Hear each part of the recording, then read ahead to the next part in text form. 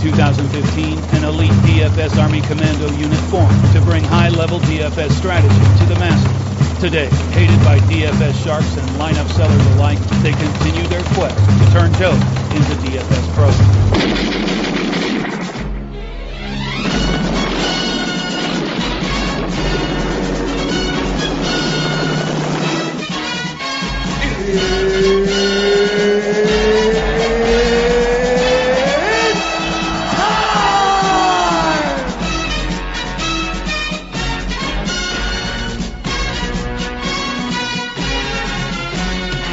Welcome back, everybody, to the DFS Army's flagship NFL podcast, Geeks, Vegas Lines for FanDuel and DraftKings, where Kevin, a.k.a. the Fantasy Football Geek, and yours truly, Chapadong, dive in to break down each and every game on the NFL slate. Kevin is a five-star general in the DFS Army, and he is also top-ranked on Roto-Grinders in both NFL and MMA. I'm your lovable host and chalk eater specializing in teaching the newer members the fundamentals of player selection, contest selection, and bankroll management. Together, Kevin and I team up each and every week of the NFL season to point you in the right direction when it comes to game flow, trends, analysis, and relevant statistics from both a cash and term perspective.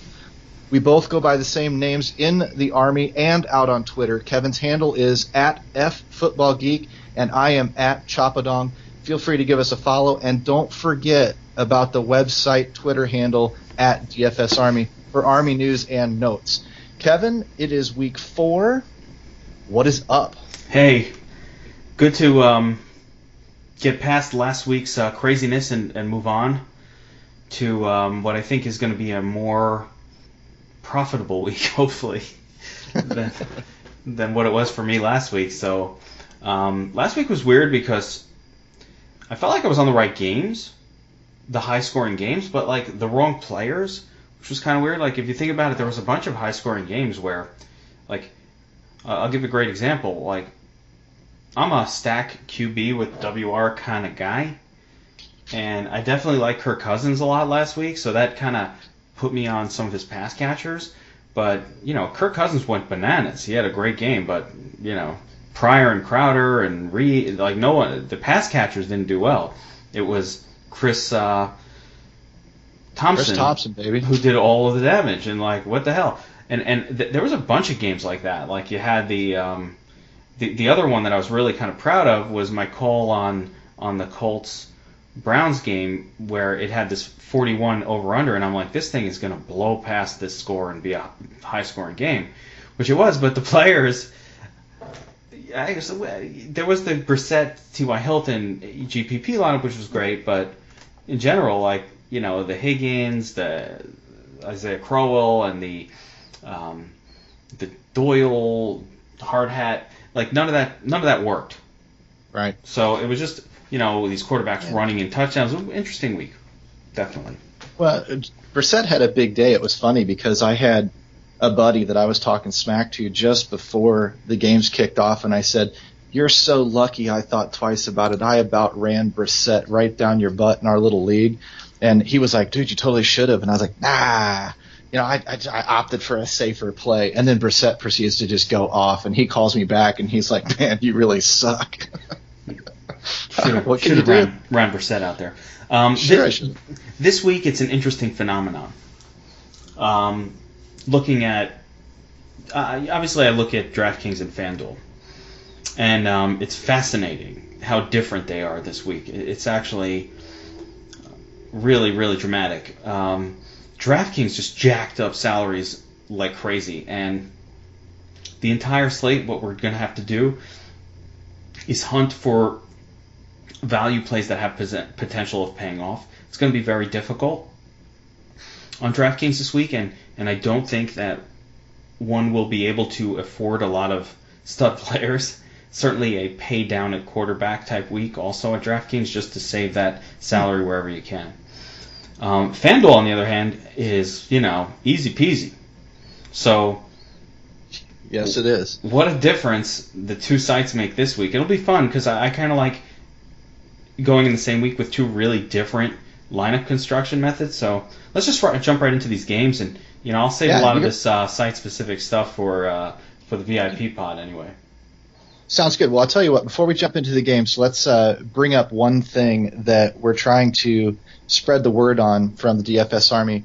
New members. I want you to explain how new members that join and also create an account on Fantasy Draft are entered into what they're going to get a random drawing. 30 guys are going to get a ticket for, or at least one guy of 30 is do going not to say get 30 a people. ticket. Hold up. No. All right, so I will explain this. We have an awesome Take off. promotion going. So if you're listening to this pod, and if you found it on the accompanying post on the DFSArmy.com site, the link is posted there. So basically this week, and that's a reminder, I should have mentioned that before. This week the big controversy in the DFS world was that DraftKings and FanDuel upped their rake just a little bit on certain games. Like the $3 contests that had been 15% rake, which I already kind of thought was pretty high, seemed to have moved to 16%, which is even higher, and that followed some of the double ups and even some of the cash games. So not cool, guys, but it is what it is. We just have to see what's up, be aware of the contest we're getting into, and move on. And that's fine. If FanDuel did the same thing, somehow they both did it the same week.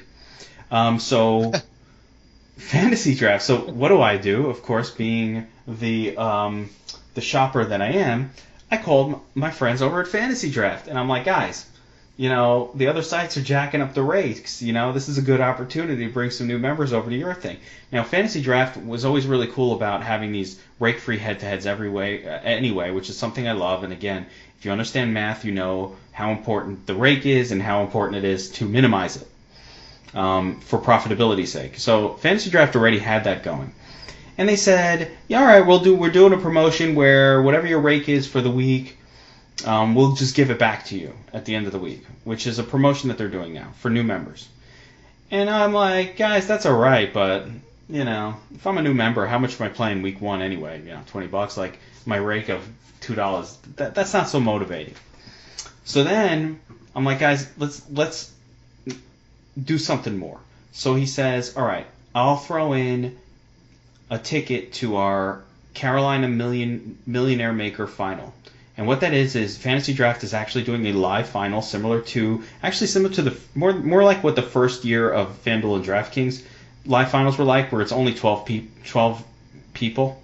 So it's small. It's not a massive event, but there's $1 million in prizes, which is pretty freaking awesome. Like if you made it in this contest, I think you're probably not walking away with less than 50 grand or something pretty awesome. And, somebody's walking away with a lot of money. And it's a 1 in 12 shot, which is legitimately having a shot. So anyway, it's a $444 ticket to this Sunday's Carolina Millionaire qualifier. All right, so the value of the ticket is $444, and the way they're working it is new depositing accounts that sign up through the link that they provided to us, which is in this post, and on the DFSArmy.com site, probably within every article we're going to write this week, because I want to really get the word out on this, because it's awesome. What we'll do is we'll have a drawing, literally a randomized drawing, where they're going to provide all the names to me in some sort of randomizer Excel thing, and I will go on either Periscope or some sort of live type video thing that I can do on social media, probably on Twitter through Periscope if I can figure out what that is and how to do it, and which I don't know right now, but I'm sure it's not that hard. And we'll do a drawing, and one of the names of the people who sign up a new depositing account will win that $444 ticket to the Carolina Millionaire Maker final. And of course you get all the other shit whenever you sign up for Fantasy Draft that new members get, whatever the best promotion is right now. So it should be pretty cool. And one of the things is about this, you might think that, it's going to be thousands of people and I have no shot. That's very unlikely. It's more than likely going to be like, 50 people or 100. Who knows? It won't be that many. Maybe it'll be 20. I have no idea. So it'll be a very winnable ticket. It's pretty easy. It's worth it to check out Fantasy Draft because it's an awesome site. It's very much a shark-free zone. They just don't have mass entry and they don't have a lot of things. There's no rake on head-to-heads. They have a lot of good things going on over there. The gameplay is very, very similar to DraftKings. So I think it's cool. So get signed up. Sign up a new deposit. Don't ask me if you have an account already. If it doesn't. It has to be a new depositing account. I don't care if you signed up last week. It doesn't. I can't change it. This is a raffle. You can't change the rules. So do that. And definitely. Sign up if you haven't already. Do it. Try to win that ticket, and then get in the Live Millionaire Maker thing and become a millionaire. And then thank me. You don't have to give me money. Just be like, dude, that was fucking awesome. I won a ticket. I went to the live final. I won $1 million. And it was awesome, man. My life has changed, and I appreciate it. Just say thank you. It's not a big deal. Yeah, just wave to me when I let you go in traffic. That's all I ask. It's like, seriously, just man. Simple wave. It's a simple wave. Dude, thanks for the hookup, man. I call those people. The worst part is when they came up with the idea, I'm like, shit, I can't compete in that. Like, I would rather have a contest with first place that ticket, because then I'll jump in and win that shit myself. And it's like, no. Yeah. By the way, come join my site so I can kick your ass. That's not how we operate. Yeah, dude, beat me. Shit. I remember Mitch, who's DFS and Donuts on the site, was talking about, we run these contests, and when we first started running them, he was like not entering them, and everybody out, like the first fantasy draft contest, for example, and he's like, what? We're allowed to enter it? And I'm like, hell yeah, dude. He's like, oh, I thought, we work here. We're not allowed to. I'm like, no, fuck that, man. Get in the contest. Win. At the end of the day, we're all here playing this game, trying to win. We got 300 people in a DFS Army League. The odds are, one of us isn't going to win it anyway, because you got to beat 350 people to do it. But it's fun when we do. I know last year Keith and I took 1 and 2 in one thing. He got that helmet, which was pretty cool. I sat there in second place, and I caught more shit from people for placing second than I would have if I'd have placed 82nd. It was absolutely hilarious. Fun group of guys, no doubt. Wanted that autographed helmet. Yeah, I wanted that thing too. Don't think when we do these prizes, I'm in there. I want to win it. Trust me. Oh yeah. It's not just a dummy lineup. All right, let's do this, brother. Right. Thursday night, Chicago Bears at the Green Bay Packers. We have a 7-point spread for the home team Packers and a 45-point total, 45.5, whatever you want to call it. Do we trust this short week? I mean, I know Chicago isn't very good, but Green Bay sort of is. So the first thing is beware of the road team on a short week. Offensively, they're not going to have a lot of time to prepare. As far as Aaron Rodgers goes, he doesn't need a lot of time to prepare, but it's important to note that they're down 2 offensive tackles in this game. So, for whatever that's worth, I don't know that bodes like super well for the running game, especially runs up the middle, and I don't know that it bodes really great for the passing game either. So Aaron Rodgers is good enough to put his team on his back and win this game. There's no doubt. I think actually Chicago has no choice but to probably try to lean on the run. But the problem is you're not going to be able to lean on the run unless you get ahead, and this is a road game. Again, divisional foe. This whole game, I'm pretty comfortable just fading it. One of the other concerns I have on this game, I mentioned before, salaries.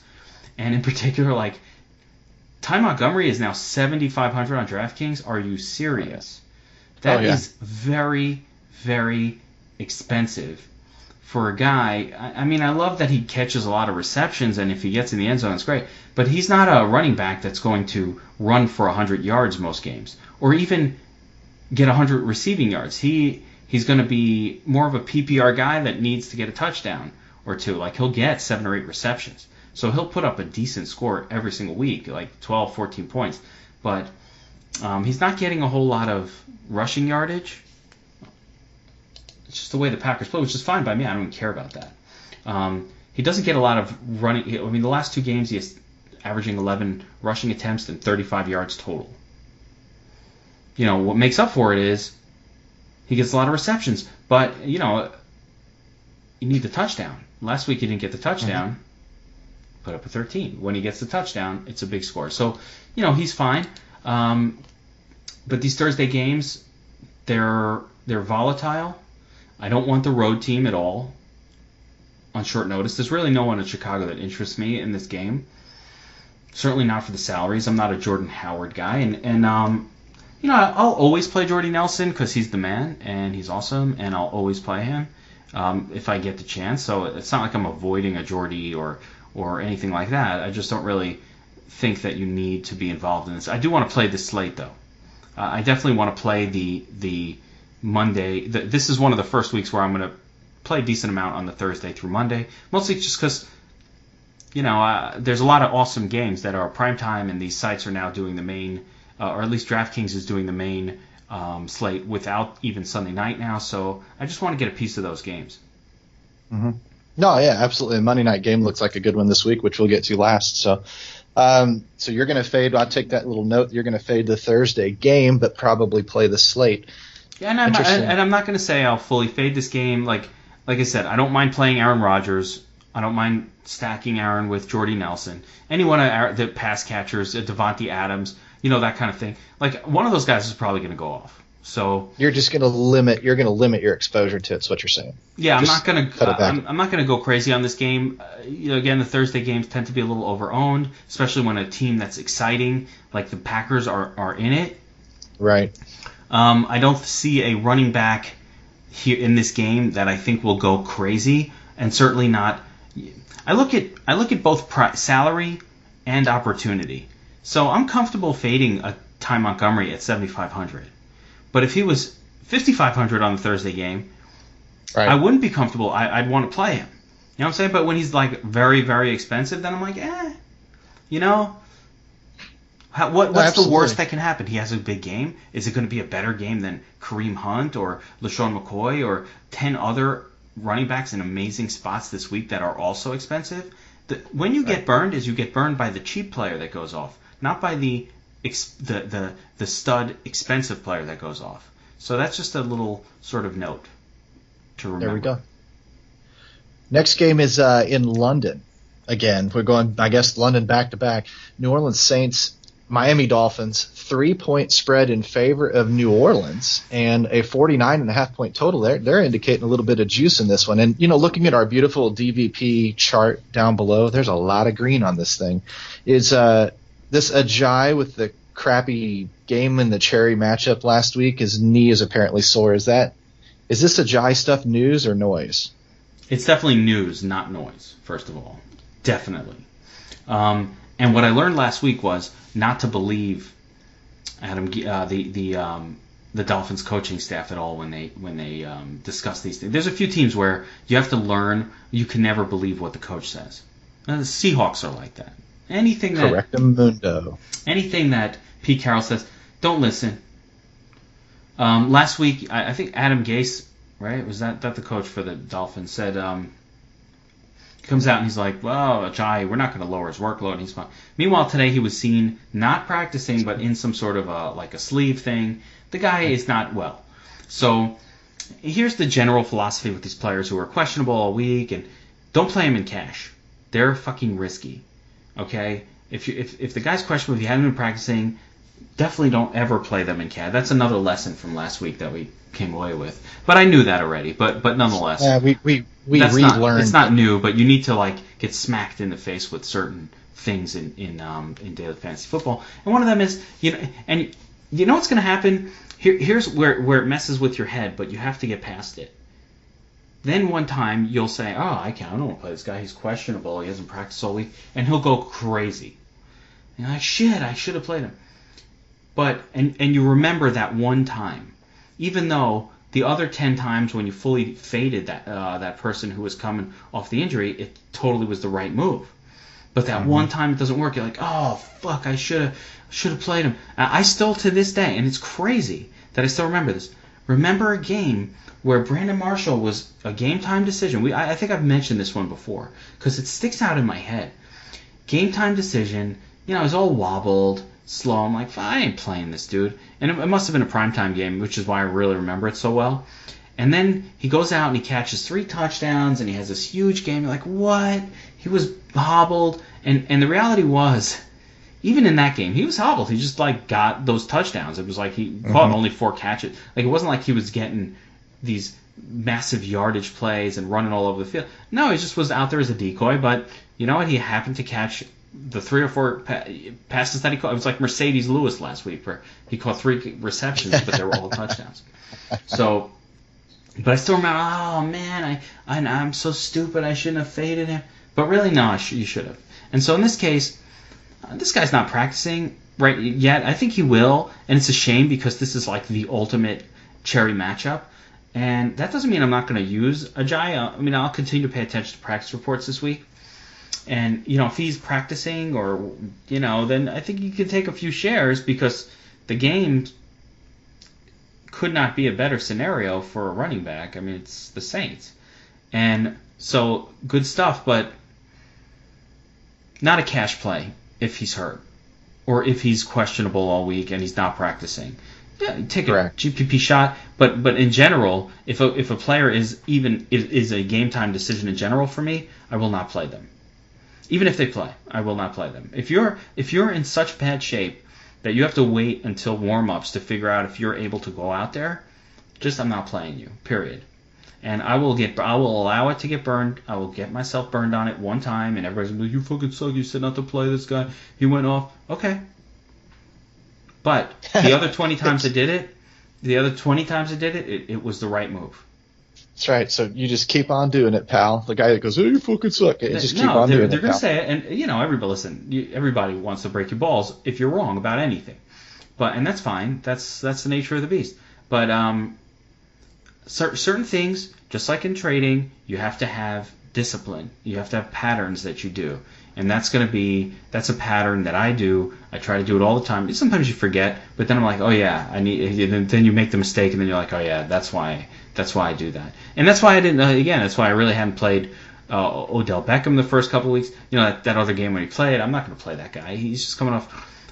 He's coming off an injury. I wasn't even sure he was going to play today. So I don't play people in those situations. I'm not saying that's Ajayi right now. Right now he's not practicing, but maybe tomorrow he will, and they'll be fine. But I don't know. Then, they're out there living it up in London. You know, bangers. Yeah, well, I was going to say, if we go across the pond, who do you play then? If you're not playing Ajayi, everybody else. I mean, that game is ridiculous. So, I should really get back to this game. I mean, I think the top play, and I know our domination station already is in love with Devontae Parker, slapping him in pretty much every lineup that I try to make. Parker's a big play guy.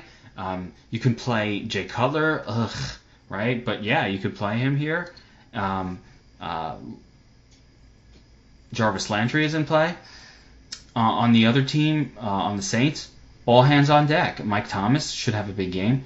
Let's think about Fleener, but this is the Willie Snead comeback game, and I don't really like Snead here in his first game back. I think, I don't know, give him a game or two to get back into mental state.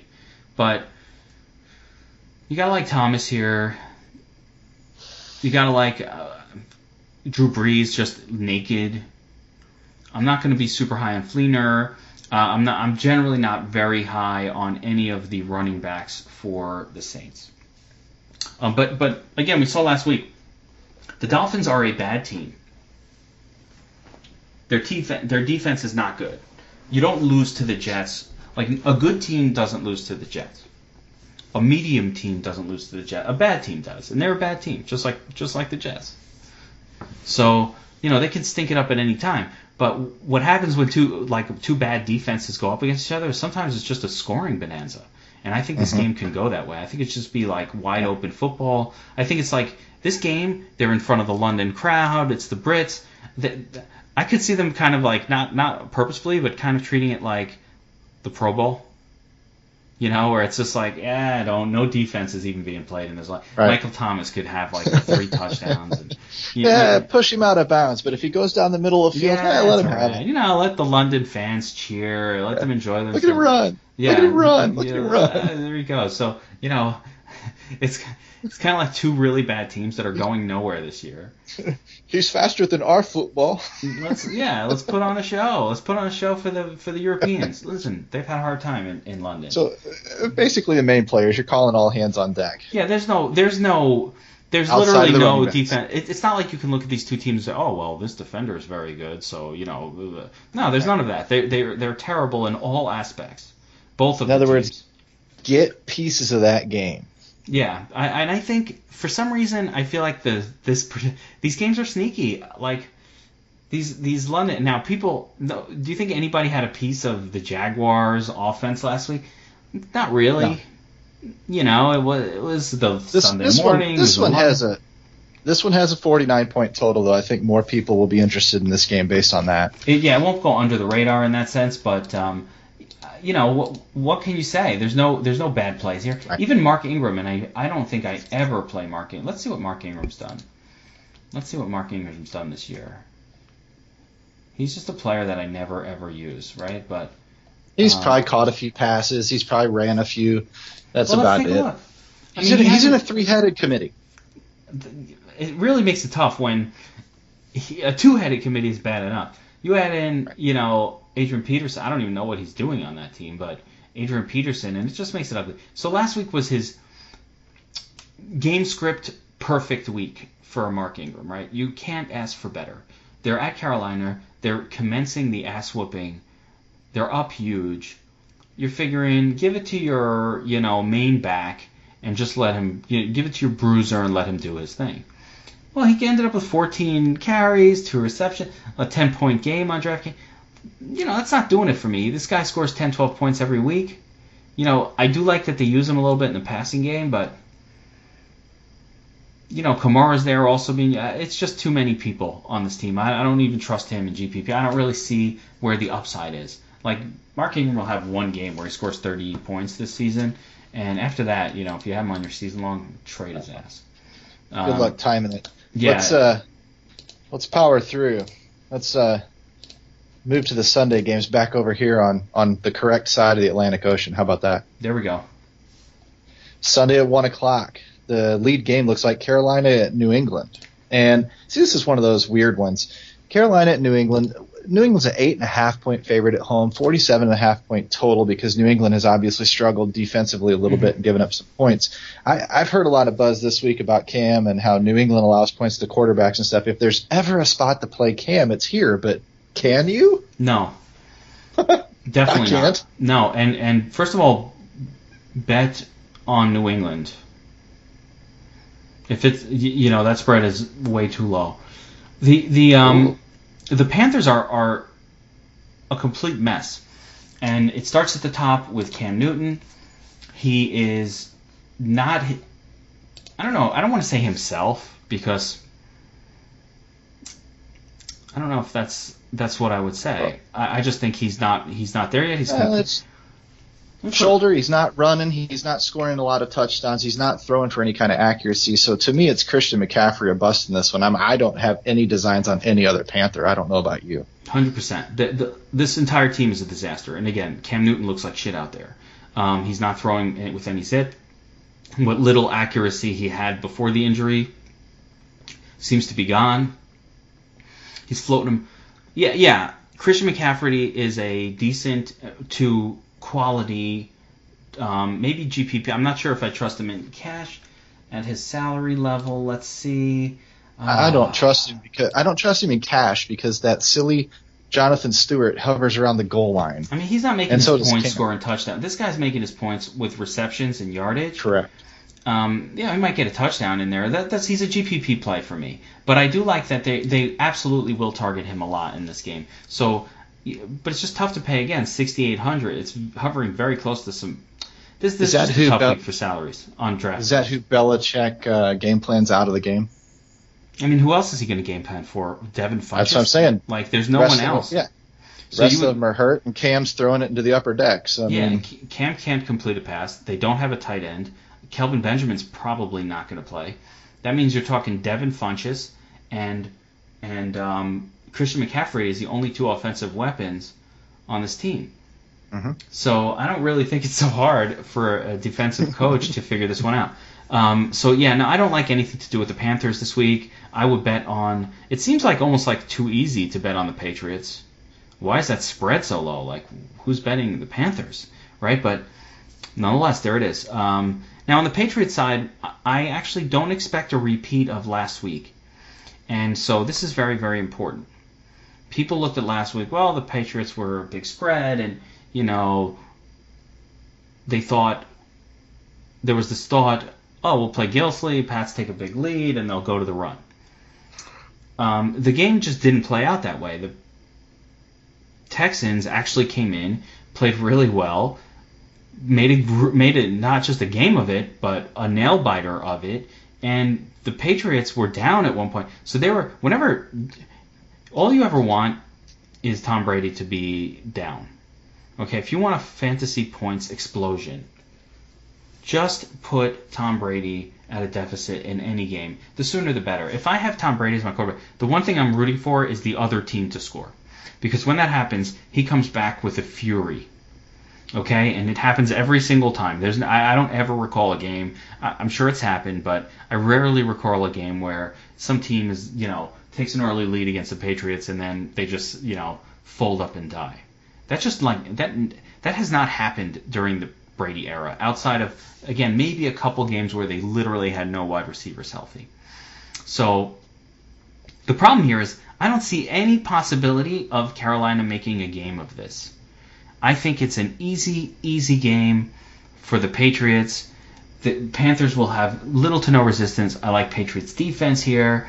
I like Gillislee to close out the game in the second half.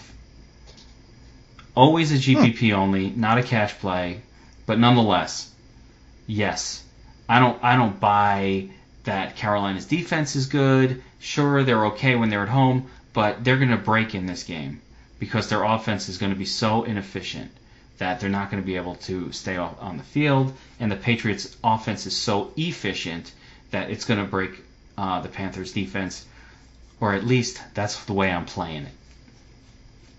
Sounds fair to me. That means, golly, I mean, do you like any of the pass catchers, Hogan, Cooks, any of these guys, or just a little sprinkling of them all? I mean, yeah, I don't mind any one of them. I think I like Gronk the most because I think of all of these guys, and I don't think Gronk is going to have a smash day where he puts up 35 or even 29 fantasy points on FanDuel or DraftKings. But some salaries have gotten dangerously close to one another. Like, the difference between Gronk and Zach Ertz is like nothing right now on DraftKings. And I'd rather have Gronk in that scenario, even though I like Ertz always. But I'd rather have Gronk. Because Gronk is almost always good for a touchdown. At some point. And I do think that could potentially happen early in the game. But no, I don't foresee another offensive juggernaut type explosion, either from Brady, who is way too high in salary to afford this week. Certainly on DraftKings, he's the highest salary I've ever seen a quarterback on DraftKings. And in this week of all weeks, you never want to see that. And then I just don't think he's going to need to push it. And that's where the best Brady is Brady pushing it with pedal to the metal in the second half. Fourth quarter Tom Brady is what we want. Tom Brady will go into the fourth quarter like with 25 points and wind up the game with 40 if he's down. Like, that's Tom. That's what he does. So I don't really foresee another game. Now, he could do that any time, and he'll always have a nice game. But I can't pay up for him this week. All that said, yeah, I like Hogan. Sure, I like Cooks. Sure, I like Gronk. Sure, I like Amendola. Every one of them individually is playable, but I don't expect a massive game out of more than one of them, and it's going to be hard to predict which one it is. Sounds fair. Sounds fair to me. What do we got next game? LA Rams at Dallas. Another 8-point spread in favor of Dallas, and 46 points is the total. So this is obviously a Zeke week. He's going to be pretty chalky. But are the Rams a thing, or did they just beat up on crappy teams to go 2-1, kind of making us wonder? Or are they 3-0? Here's a little fun note. Two crap teams. They've played some bad teams, but a fun note about the Rams is they've played all of their games to the over, regardless of the opponent so far this year, including. Hang on, let me just make sure. Have they done it over their own implied total, or you just mean the game total? The game total. Now against the Colts, they did it all by themselves. But I mean, Right. The Colts game is 46-9. The Redskins game 20-27. That was supposed to be I think a 42 or 43 point total. The San Francisco game obviously last week was ridiculous. So 70. What was it? Right. It was 80 over points. 80 points scored. So, I mean, why not go with the pattern? The games that these guys have been involved with so far have been high scoring. Every single one. I'm down with it. I like that. I like the trend. Let's keep it going. So I am looking for a high scoring game across the board here. What that means is I definitely like the Dallas Cowboys weapons. The Rams don't have a cornerback that is elite enough to shut down Dez Bryant. So Dez is going to be involved. You have Zeke. He's going to do his thing. And those are your two Cowboys that do most of the damage in their games. For the Rams, it's a little tougher after Gurley, who I think is a fine play as well this week, although, again, not as good as when he's been favored at home. So you proceed with caution. I don't think Gurley will have high ownership this week as good as he's been. But the way they use him in this offense, people have this perception that Gurley doesn't get receptions, for example, but he's averaging, 5.5 targets a game. He's had 5 and 3 receptions, 50, 40-yard outputs, and touchdowns in the receiving game. So, this dude is being used all over the place. You gotta like a workhorse, and I like the fact that he's what we're looking for in that area. He's a decent back getting a ton of usage. And I like the fact that he's going to be low owned this week because everybody's looking at a few other names. Everybody's looking at Kareem Hunt and Ezekiel Elliott and some other names depending on which slate you're on. But nonetheless, I don't think Gurley's going to be high owned at all. So he's one of those interesting GPP punts. He's on the road, underdog. At wide receiver, I really don't know what to do with the Rams wide receivers. I think Sammy Watkins is concussed right now, and we don't know if he's even going to play. I would downgrade the whole offense a little bit if he doesn't play. Sammy Watkins has been pretty good with them, and he's usable. He opens it up. He opens that field up for Todd Gurley and the others. Yeah, and I mean, I guess the other name is Cooper Kupp. He's gotten, let's see. Not much. 6 targets. He's more of a, he's more of a hype name from the preseason than somebody you really want to get excited for. And he had 6 and 2 targets. He hasn't done a whole lot with them. He had the touchdown in week 1. Whatevs. But outside of Sammy Watkins, and I guess Woods did a little bit last week if I remember the game. Yeah, Woods had a nice game last week. So, if Watkins is out and you're looking for let's call Robert Woods. If Watkins is out, Robert Woods becomes one of the names on the punt list for DraftKings. Just one of those names you want to have some exposure to. Why not? We need cheap players. It's 3,900. He had 7 targets, 4 targets, 5. He's been targeted on this team. Cowboys defense playable? Not my favorite play. Not my favorite play. This team's been playing well. There are other teams that are playing worse that I think are better plays. This Rams team has been playing well. I know, St. Louis people, they have a love-hate relationship with the Rams. But you St. Louisians, but what do you call yourselves in St. Louis? What is this is the Lou, baby. The Lou, the Lou. All right. This is the Lou, the STL. What do you call people from St. Louis, though? What do you guys call yourselves? St. Louisans? Yeah. No, St. Louisians. Missourians. Missouri. Missouri. Show me staters. I was on spring break, Cancun. It was 1990 something. It was 1997, and I was debating some kids from, or not debating, but chatting up some kids from St. Louis University of whatever in St. Louis, and there was this argument about what it was supposed to be called, Missouri or Missouri.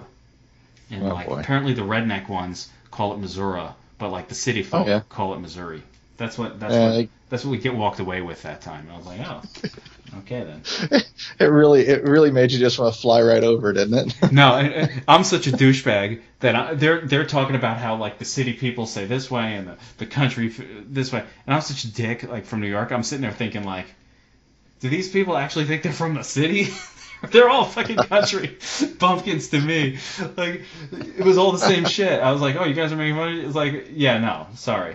All country bumpkins. Awesome. Well, I was a dick when I was in college, maybe, because today I wouldn't. I would be much nicer about it. Hey, you're nice to me. Yeah. You're always nice to me, so whatever. I've changed. There we go. All right, let's move on to the next one. Yeah, Detroit at Minnesota. That little anecdote brought to you by Kevin the Football Geek. Detroit Lions at Minnesota at the Vikings. This game is still offline. I haven't checked it this evening, but as of this afternoon, it was still offline. So, do you care to take a guess at what's going to happen here?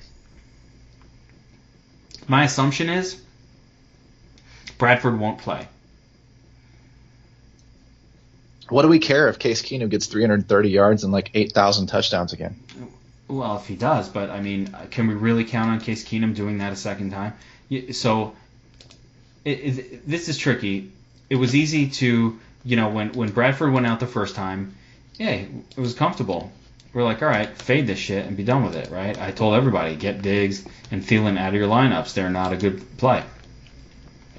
Now Diggs has shot up again in salary to $7,100 on DraftKings, which is supreme stud levels.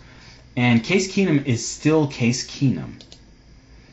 Okay? A quarterback who, throughout his career, I will remind you, in week 1 he put up a 6.6.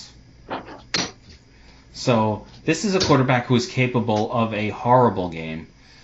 He's not somebody who was ever considered like one of these backups that has a chance to be a starter. He's just a backup quarterback. So do I trust him to do the same thing again? No, not really. It's certainly nothing I want to go near in cash. In tournaments, anything goes. So, last week I would have said not to play Diggs, and he was the nuts. So that looks stupid, right?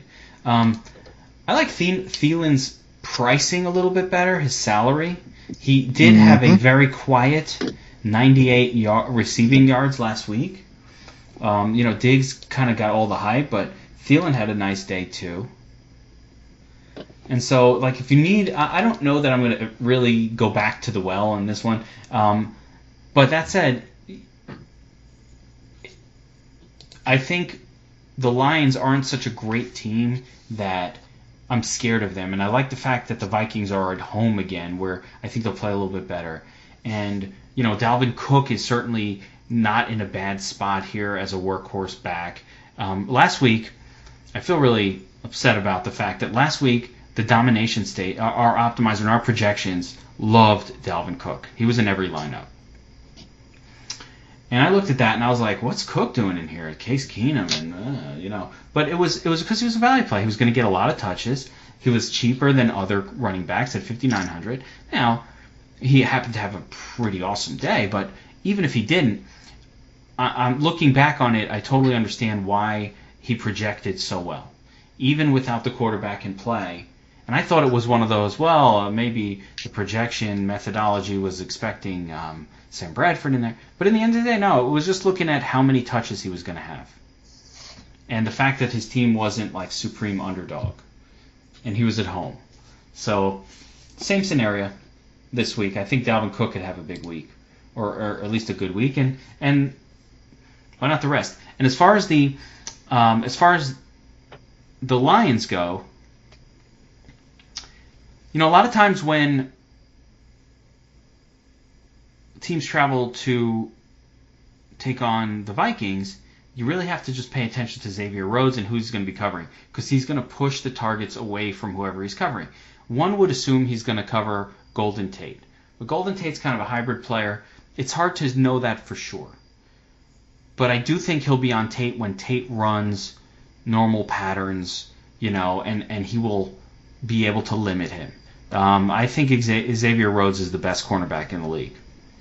He is a true shutdown corner. You don't want to use players against this guy. There's a few other guys, and we'll get to them because people actually like certain players that they shouldn't this week. There's a few other guys like Rhodes, but Rhodes I think is the best of them.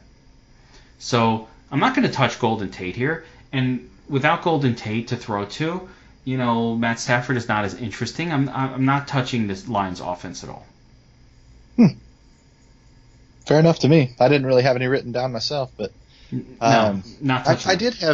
I did have Thielen written down as my preferred play only because they're throwing at that Quadri Diggs dude or whatever on the other side. And that dude has just been lit up all year long. There we go. I like it. If that's who Thielen draws most of the time, because whoever the decent cornerback on the Detroit side that kind of interrupts all these passes and is helping that defense look better on paper, if he keeps drawing Diggs and following him around a little bit, or at least taking one outside receiver or the other, that leaves Thielen open in the slot, and that dude Diggs has just been getting torched.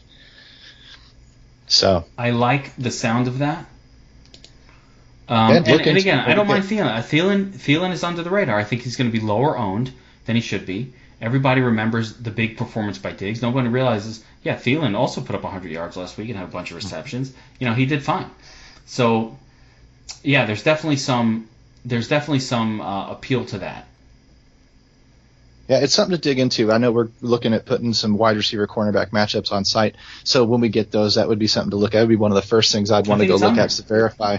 Okay, cool. Then I would go verify those numbers and make sure that what I heard during some of the games last week was correct, in that second corner over on Detroit has just been getting lit up, targeted like crazy, thrown at, can't stop shit. And if he ends up drawing Thielen, then game on, baby.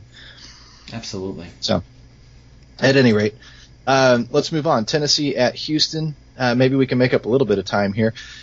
We've got 1.5 point. That's a pretty close spread, but a 43.5 point total. I guess this 1.5 points favors Tennessee on the road. Is Deshaun Watson playable? That would be my question.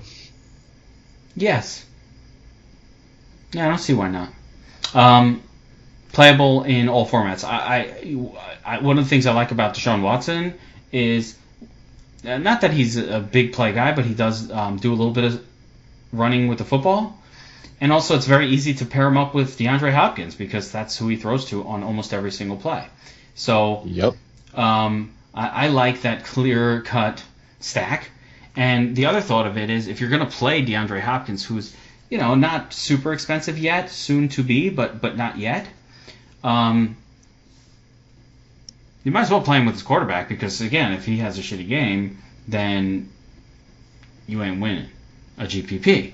So if he has a big game, you probably are doing well, and Deshaun Watson's probably doing well. So, I think you could play Deshaun Watson this week. And as a matter of fact, I actually think that one of our I was messing around with the Domination Station optimizer, and while he wasn't the primary quarterback that it was going to,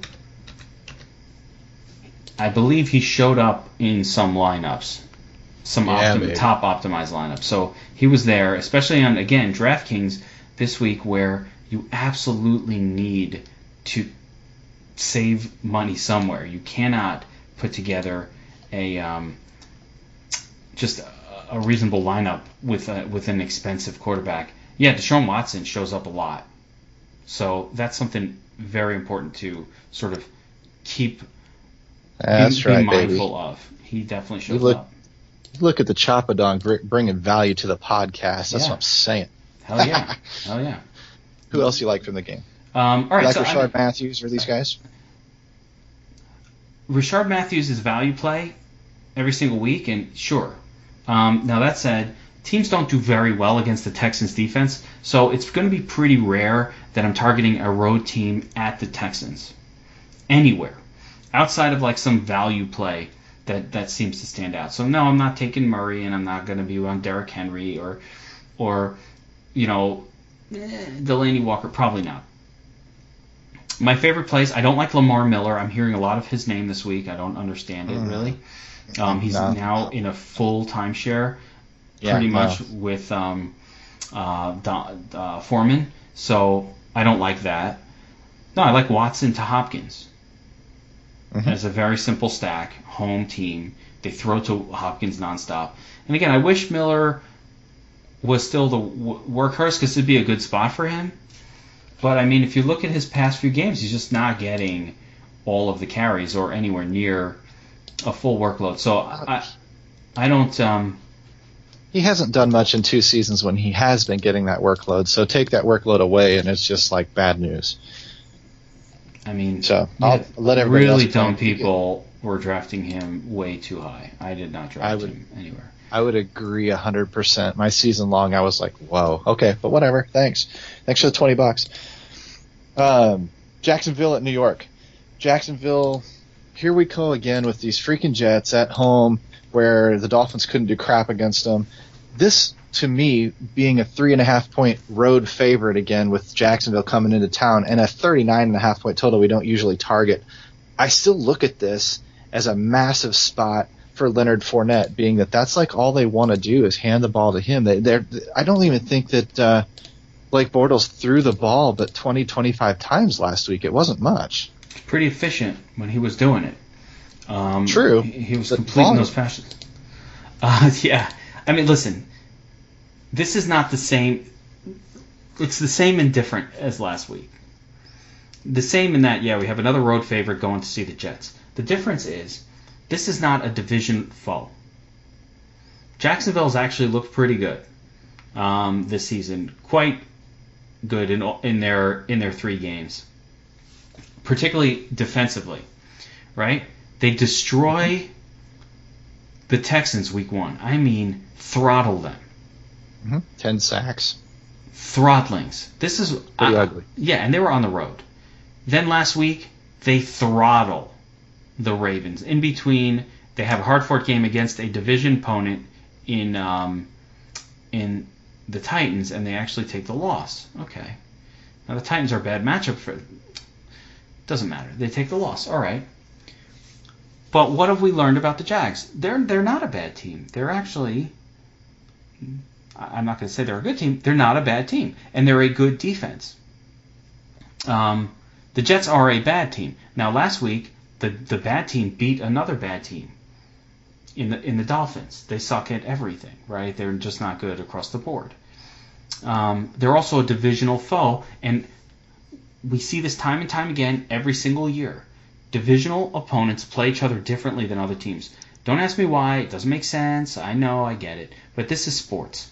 And these divisional rivalries play each other different. There's a reason that Denver dominates teams at home all the time. But for some reason, the Chargers come in. They always play them tough.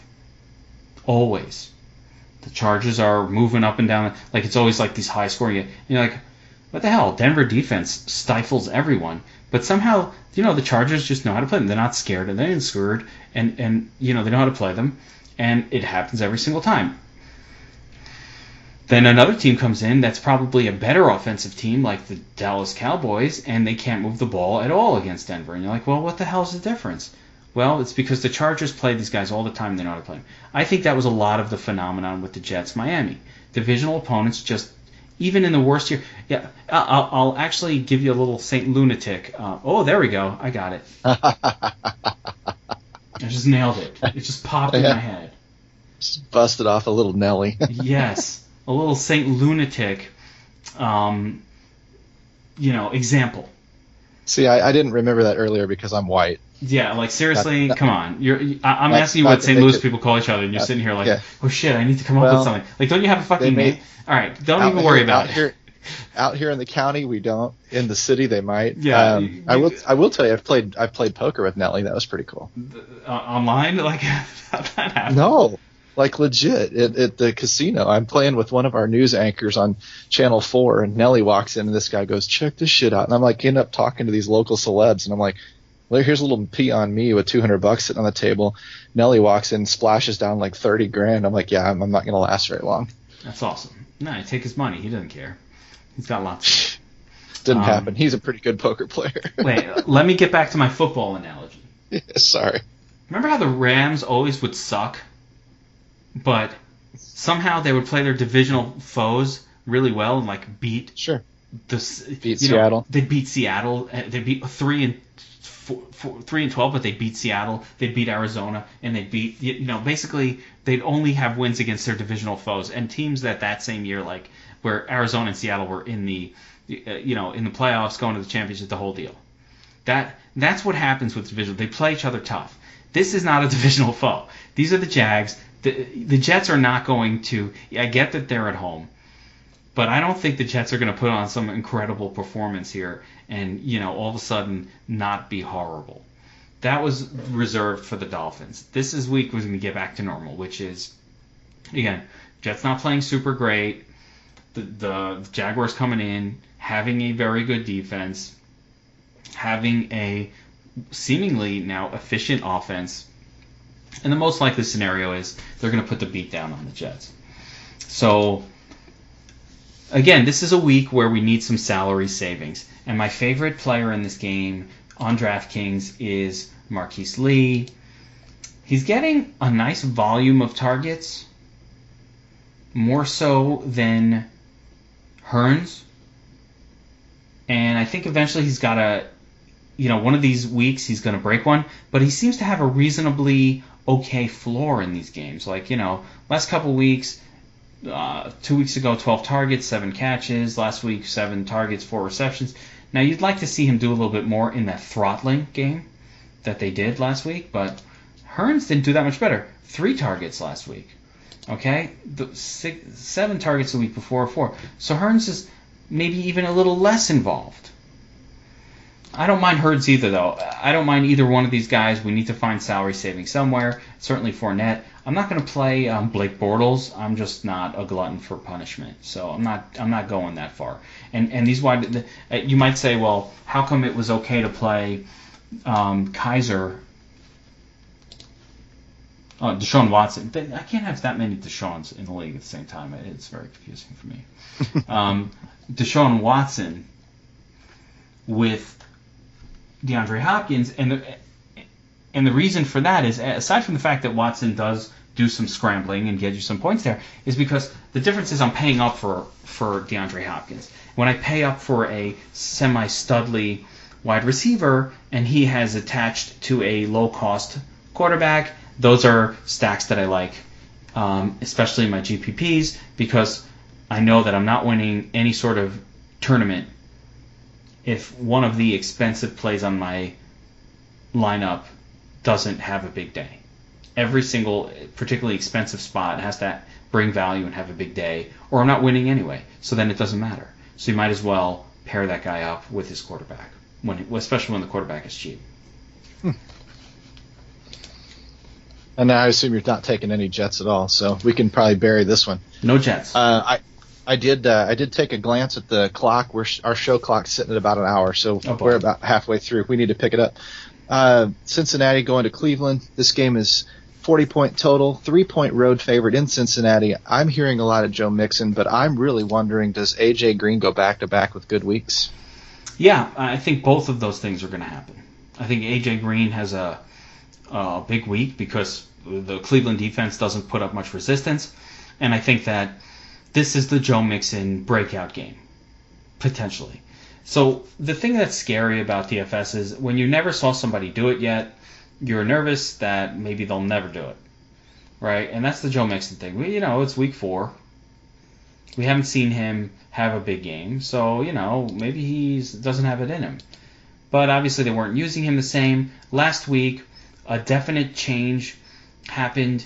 Mixon, 18 attempts, 3 targets, 18 rushing attempts, 3 targets, as compared to Jeremy Hill, 7 rushing attempts, 1 target. So a clear delineation. Gio Bernard, just a couple of attempts and a couple targets, not a lot of usage. He's questionable anyway. Hopefully he won't play. Who knows what'll happen here. But on FanDuel, this is the Joe Mixon week. You can't get around. He will be the chalk. He's 5,600, 5,700 on FanDuel. That price is crazy. The salary is too low for a guy who looks like he's going to get a lot of touches. Because of that, I'm probably not going to use him on DraftKings because I'll have so much freaking FanDuel exposure that I don't want to blow up both sides if he doesn't tanks, have right. a game, and he's expensive enough on DraftKings. Is he 5,100 or 5,700? 5,700. Okay, that's interesting. He's expensive enough on DraftKings that I don't need him. I don't need to use him. You know what that tells you, right? When his price shot up a lot on DraftKings but didn't shoot up quite as fast on FanDuel, being that DraftKings has that dynamic pricing, that means that DraftKings algorithm likes him. Yeah, I like that. I like when a player goes up on one and stays low on the other one. It's one of those. It's one of those little slight things that you can look to say, okay, so even the computers and the smart, everybody likes this guy, so there's probably a little bit of fire to the smoke. So it's just an extra check mark in the column that you look for when you're a little bit more experienced. I always look. I mean, we have a write-up we do on salary discrepancies, and part of why I look at that is I'm like, if a guy's really expensive on one and cheap on the other, I just like a bargain.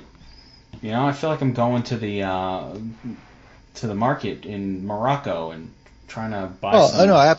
Absolutely. But with how dynamic the pricing changes over on DraftKings, it adjusts much, much quicker, suggesting that they do so based on matchups, and that means that this is a good matchup for Joe Mixon when they fire his salary through the roof. That's all I mean. And it's true, and obviously it's good to be a running back on a team favored against Cleveland. Yep. All right. Let's move on here with Pittsburgh and Baltimore. Pittsburgh, this is a division rivalry game, obviously. Another road favorite. Pittsburgh heads into Baltimore as a 3-point favorite. 44-point total. That's obviously giving respect to the Ben home road splits with Ben Roethlisberger. It's also giving some respect to the Baltimore defense. Is Ben even GPP worthy, or is that just stupid? I just want to throw up the caution flag on this game, just in general. We all saw the Ravens get torched by the Jags last week, and now the Ravens suck, and they have no defense. And if the Jaguars put up 44 on them, the Steelers are probably going to put up 88 on them because they're a lot better. But I'm throwing up the caution flag here. This is exactly the game that I was referring to when I talked about division road favorites. You do not want to mess with that situation at all. Everybody's GPP worthy, by the way. Everybody. Even Carlos Hyde at Seattle week 2. Right? He's GPP worthy. Why? Because he put up 24 points week 2 at Seattle. So everybody's, listen, you want to play, you want to play Le'Veon Bell, you want to play Roethlisberger, you want to play Antonio Brown? Cool. The Ravens aren't that great of a defense. There's nobody on the Ravens who can stop Antonio Brown or even Le'Veon Bell, and I think those guys will have a fine game. But in general, if we're going to stick to rules, then this is one of those games where we should be very, very cautious about. I think it will play to the under. Road favorite, division game, the whole thing stinks. So, and Pittsburgh hasn't beaten Baltimore in a couple of years. I believe they're on a 4-game losing streak. Now, if I'm wrong, I'm wrong. But I'm pretty sure. Is there anybody you would play in this game in a cash game situation? The only viable player is maybe Buck Allen in cash. Okay. I like the Baltimore players better than the Pittsburgh players here, because at least the Ravens are home. Not even Le'Veon in cash. Le'Veon's always playable in cash. Again, on DraftKings this week, to reach up for Le'Veon means you will have to sacrifice your entire team, and right. I don't think you can do it. On FanDuel, you could play him in cash, but I think there are other running backs in better spots that I like more. So I don't think even Le'Veon Bell is a cash play. And Le'Veon Bell's going to get his, but he hasn't looked explosive enough. He hasn't looked himself yet, and so why should I take him? I'd rather take Le'Veon Bell after he's been putting up 30, 40 points a week. All right, he's got a tough matchup, so less people will be on him, but fuck that, he's on his game. Right now, it's he's not doing anything anyway. So no, there are other running backs this week that are in better spots. Okay. Good enough to me. And so Buck Allen's about the only play. let's move. Buffalo at Atlanta down there in the Dome. 48.5 point total. Atlanta home favorite, 8-point spread. I don't know what to think about. Really, I like Atlanta. The one thing I like about Buffalo, it has a question in my head. You mentioned Shady earlier in the podcast. Atlanta has trouble with pass-catching backs, and most people don't think of LaShawn McCoy as a pass-catching back, but he is. He's had 6 receptions the past couple of weeks, and they've been dumping that ball off to him like crazy. Is this a situation where you like that dude? Yeah. I like LaShawn McCoy a lot in this game. I'm less scared of road running backs than I am, let's say, of road quarterbacks, for whatever reason. And especially a guy like McCoy who's going to stay in the game. Now, that said, he is supremely expensive. So it's not like some all-in play or some situation. But in a week where the entire field is going to be on Kareem Hunt, LaShawn McCoy is $100 less. And in a GPP, right, if Kareem Hunt is going to be 35-40% owned, and McCoy Hold on. Kareem Hunt's on the Monday night game, right? Yeah. All right, so are we talking main slate? Well, I know we're Thursday through the way the sites have adjusted. It seems that Thursday through Monday is the only chance you got to play Kareem Hunt, other than like the 3 games. Yeah, Sunday, you're Monday. right. The Sunday Monday night. No, you're right. So actually, I'm looking at, because we started on the Thursday game. Actually, let me pull that because I was looking at the Thursday to Monday slate there. On those slates, I think that Kareem's going to be very chalky. But I'm wondering on most of the slates now, the bigger slates that don't have that Monday night game on them, I'm wondering how chalky. Like a McCoy or somebody that should bump their ownership. I actually think the chalk in the main slate is going to be Zeke Elliott. Mm-hmm. So again, same scenario. Elliott 8,200, McCoy 8,400, or generally Elliott right around the same price. I think people are going to go naturally to Elliott because he's at home. It's the Rams. Home favorite. Big spread. Big scoring games. The Rams games have not been defensive so in nature this year so far. So everybody's going to be on Zeke Elliott for good reason. I love Zeke Elliott this week. But yeah, McCoy is a nice pivot off of him. He's going to be lower owned, and he's in a very good spot. And I just want to point out, because we said he's not or we don't think of him as a pass catcher. He's had 7 and 6 targets, 7, 6, and 5 receptions. Yep. The first 3 weeks. Now, that could end. McCoy is a risk to get hurt every single week. It's scary playing this guy. He's a risk to get hurt every practice. Every play, the hammy. It's a scary playing. Like, if he was questionable, forget it. But he's healthy now, and we can't really predict injuries. And again, I think even if Buffalo goes down in the game, they don't have some other running back to play. You know who else I don't mind in this game? Tyrod Taylor.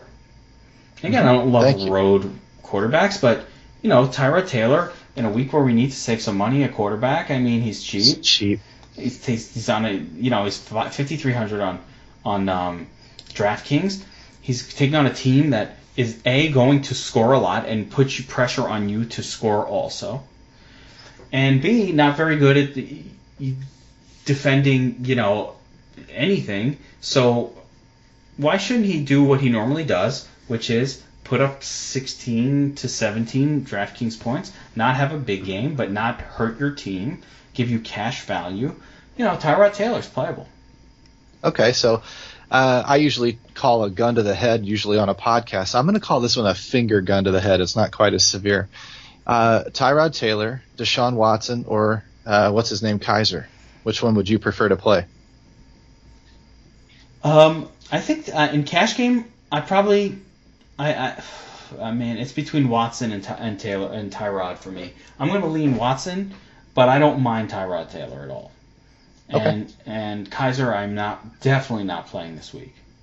Okay. Did we talk about that Cincinnati game? Like, did we just blow by it? Oh, we did. Okay.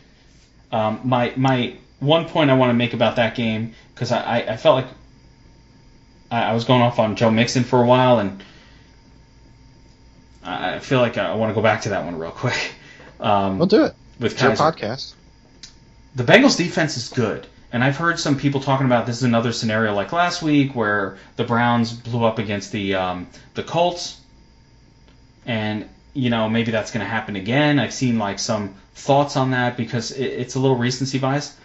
No, I do not think that that's what's going to happen here. I actually think the Bengals have been really good defensively. They limited every quarterback, including Aaron Rodgers last week.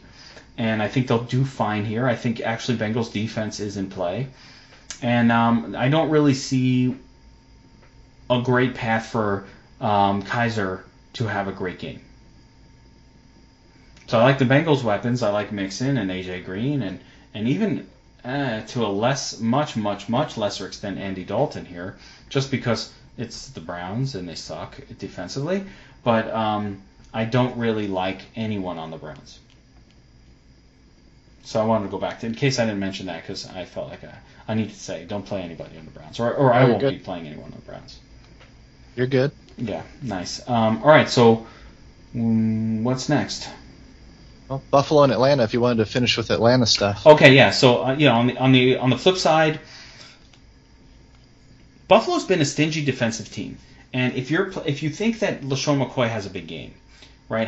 What are they doing? They're playing defense. They're running the ball. They're slowing down the clock. They're doing all of that in Buffalo. So they're limiting the opponent's scoring opportunities. Julio Jones is stud level, startable, blow up spot every single week. It's going to happen. He hasn't done it yet, which makes it even more likely to happen soon. It's interesting. The Buffalo defense has been very good against the run, which might force a little extra passing. This could be sort of a mirror image of last week's Patriots-Texans game.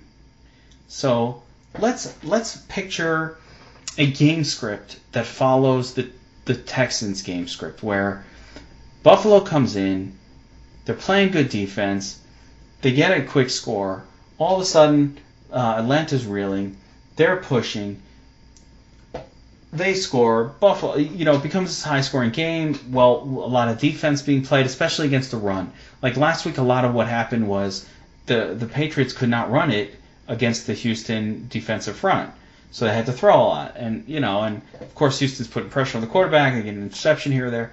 But that's what happens when you're forced to throw. That's what Buffalo does too. I mean, they're let's see the numbers here, but Buffalo's good against the run. And they might force the Falcons to throw more than they have been in recent weeks. That makes me happy because more throwing means more fantasy points and more good things. So, yeah, here we go. Bills, Falcons. I'm just scrolling over to it in our research station. And let's see what some of these projections look like. Matt Ryan, a fine play if you can afford him. Julio Jones, great. Devontae Freeman, I'm not sure I'm paying. I'm going to pay stud money for Freeman this week. I don't know that I really feel like he's in a blow-up spot. So more of a GPP pivot than somebody I really want to spend stud money for. Oh, and one other guy that I'm interested in this game is actually Jordan Matthews. And I know he's been terrible. I know this. But what if the Bills are forced to throw a little bit more in this game? They haven't really been behind a lot so far this season. And, Jordan Matthews is also punt level cheap. I'm not talking about a FanDuel play, but on DraftKings we have to look for these 4,000 and under plays and see, who has a shot. Matthews has been getting, very, very, very little work. Is he going to match up against clutch and grab Trufant? I don't think. No, I think Matthews plays in the slot. So I don't have anything that tells me he's going to match up against Trufant. Okay. Now I don't know for sure that he won't, but he tends to. He was a slot player for the Eagles. In Philly. Yeah, and I assume he's playing it a lot out of the slot for the Bills. He hasn't quite had a big game yet. They haven't thrown to him much. They threw 5 targets last week, and Carolina, Jets. It's not a confident play. If it was, I mean, I'd be all over this guy. But I do think Buffalo's going to have to throw a little bit more, and they don't have that many wide receivers. And, at some point, either they're going to get Matthews involved or not. I mean, they did trade for him. So, I mean, we've seen that these guys who come in, these new wide receivers, take a while, obviously, to get acclimated. And we're learning that lesson the hard way a little bit with, Terrell Pryor and some of these other players that have changed teams this year. So, two player names for you. One on the Buffalo side, I like Charles Clay a lot. Okay, yeah, there we I go. know I know Atlanta kind of squelches tight end a little bit, but I don't know how much of that is that people just don't throw to the tight end against Atlanta, and so it's kind of one of those deceptive numbers. Charles Clay has been heavily targeted and heavily used for a cheap tight end. And then on top of that, on the Atlanta side, I'm a big fan of Mohamed Sanu. He's cheap. I don't know how cheap he is on DraftKings. I haven't looked. But he's cheap on FanDuel. I mean, he's 4,800. He's cheap enough, and he's been putting up his usual 10 to 12 points a week. Yeah. So far to start the season. It's a pretty consistent floor through 3 games. Now he could vanish at any point in time, but 10 to 12 points seems like about what he's going to get you. And for 4,800 on a week where we really need some points, that's not terrible. Yeah, and this is a tough week for tight ends as well. So I mean, I have no problem with the Clay play at all. 6 targets last week, 9 targets week 1, 3 targets week 2. But mainly, this is not the kind of slate where when you look at the slate as a whole at the tight end position, the pickings are slim. Nothing jumps out at you as, I need to play this. Zach Ertz chalk is now literally within $300 of Gronk, which is absolutely crazy. And the third highest priced tight end is Jason Witten. Literally, dad bod is coming in third. Now, Witten had a couple of big games. I get it, but I mean, he's still the dad bod. Like, he's not a $5,000 tight end. I mean, he started off. Come on. That's the only thing that kills me about these sites is they jack the prices up so fast and then they just kind of trickle down. So Witten's like useless the rest of the year pretty much, unless he keeps his pace up. And when do you trust that? I mean, that happens. Understand, these were situational games. He blew up against Denver because Denver has such incredible corners that you couldn't throw to Dez or right. And the same thing happened with the Giants. Janoris Jenkins comes in, completely shuts down Dez, so they throw it to Witten. This is a predictable pattern with the Cowboys. When they can't go to Dez, they'll go to Beasley and Witten. But when they can go to Dez, they go to Dez. And like this week, they're going to go to Dez. The Rams don't have anyone that can stop him. So they're going to go to Dez. And that's not the weeks that Witten blows up and brings value, especially not for this. At that point, just get the 1,600, put Gronk. I'm not gonna. Yeah. Witten gave you a .06 last week. Like, that's his floor. Right. Gronk does not have that. Gronk has a higher floor. Like, it's pretty rare you go through full. Gronk's issue is he gets hurt and then he's hurt, and he's out. But again, we can't predict when that's going to happen. He just gets hurt. Gronk's issue is the stationary bike on the sideline. Yeah, I mean, like, he gets hurt. What are you gonna do? But when he's in the game, he's usually involved. Sure, no, absolutely. Okay. Well, we can move to the next one then. Yeah. Or is there anything else from Buffalo and Atlanta we need to talk about? No, I think if you're down with the Julio, I don't really Julio, Matt Ryan. Yeah, no, I think we're good. All right, cool.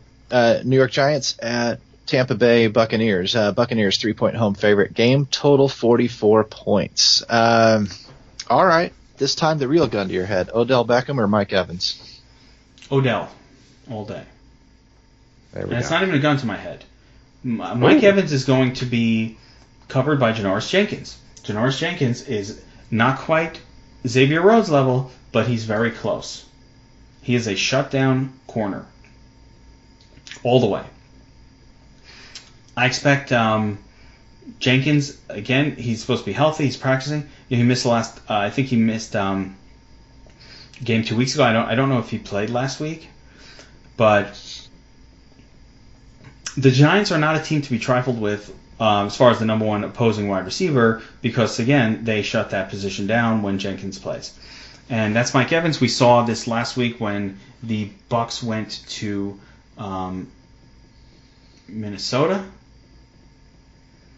where Evans did not have a good game, but rather DeSean Jackson actually had a pretty good game, because that's what happens. The funnel pushes the passes to somebody who's not covered tightly. Now, that doesn't mean Evans can't do anything.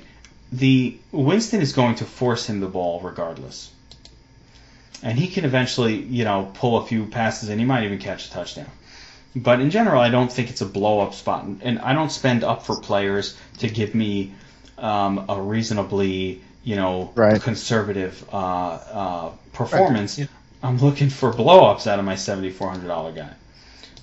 Like last week, there you go. So they're at Minnesota. He got you 13 points. Oh, it seems pretty good. 12 targets, 7 receptions, 67 yards. I mean, what more can you do if you're Xavier Rhodes? Limit the guy to 67 yards and, 7 catches on 12 targets. His floor is high, Mike Evans, because he's Mike Evans, and they throw to him a lot. But well, this is a mistake I used to make. I would take a guy like that and say, well, his floor is awesome, but this week he doesn't have a ceiling. And if I'm going to even play a guy in cash, yes, I want that floor. I want that hard floor. But I also want to pick guys in spots to hit their ceiling. And if it's not realistic that he can hit his ceiling, why bother? Go to another matchup that can. Yeah, get a blow-up spot. And again, it's just not going to pay off long-term to use wide receivers going up against Xavier Rhodes, going up against Janoris Jenkins, going up against the best in the business. So even last week we saw it even with Dez, and he had a fine game, but I mean he was taking on Patrick Peterson, and he didn't have a blow-up game. He just brought value because he caught a touchdown at the end, and ended up getting you 12, 14 points or whatever it was. That's how those scenarios go down. So I do like DeSean Jackson a little bit here. Again, for the same reason I liked him last week, just a little bit of funnel targets his way. I like that it's a home game for the Bucs. I think they're going to be up for it. And, there's no running backs on the Giants that I'd be interested in, or on the Bucs. I mean, what's up with Jacquizz Rodgers? Poof, vanished. Who'd they give it to last week? No one. I didn't really run it. I mean, they didn't throw it to Sims. This is the problem with this team. Yeah. It's called check down to the fucking running back, guys. Come on. Yeah.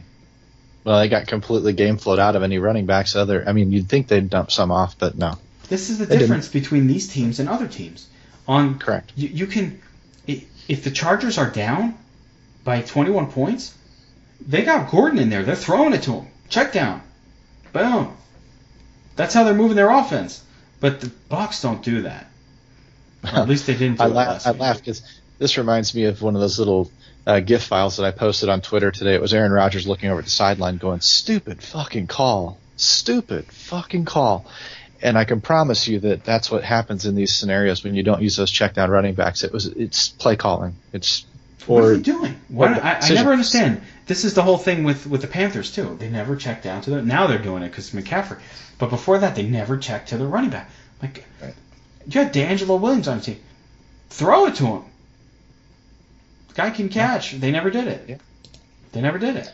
For all we know, Jonathan Stewart's an amazing wide receiver. What? I don't know. Never tried. I didn't see him. It's not like I saw him dropping passes. They never throw it to him. Low drop rate, but no, he doesn't drop the pass. No targets. He just never throw it. Why don't they throw it to him once in a while? It's crazy. What else do you like in that game? I mean, you gotta like Odell every single week, as douchey as he is. Yeah. That he is. I didn't see anything out of the Bucs defense last week that was very scary. They just got torched by Case Keenum. Now, there's an argument to be made for Bucs defense here because in a GPP, because it's the Giants and they are always capable of 3 turnovers. But let me go back to my research station on this game.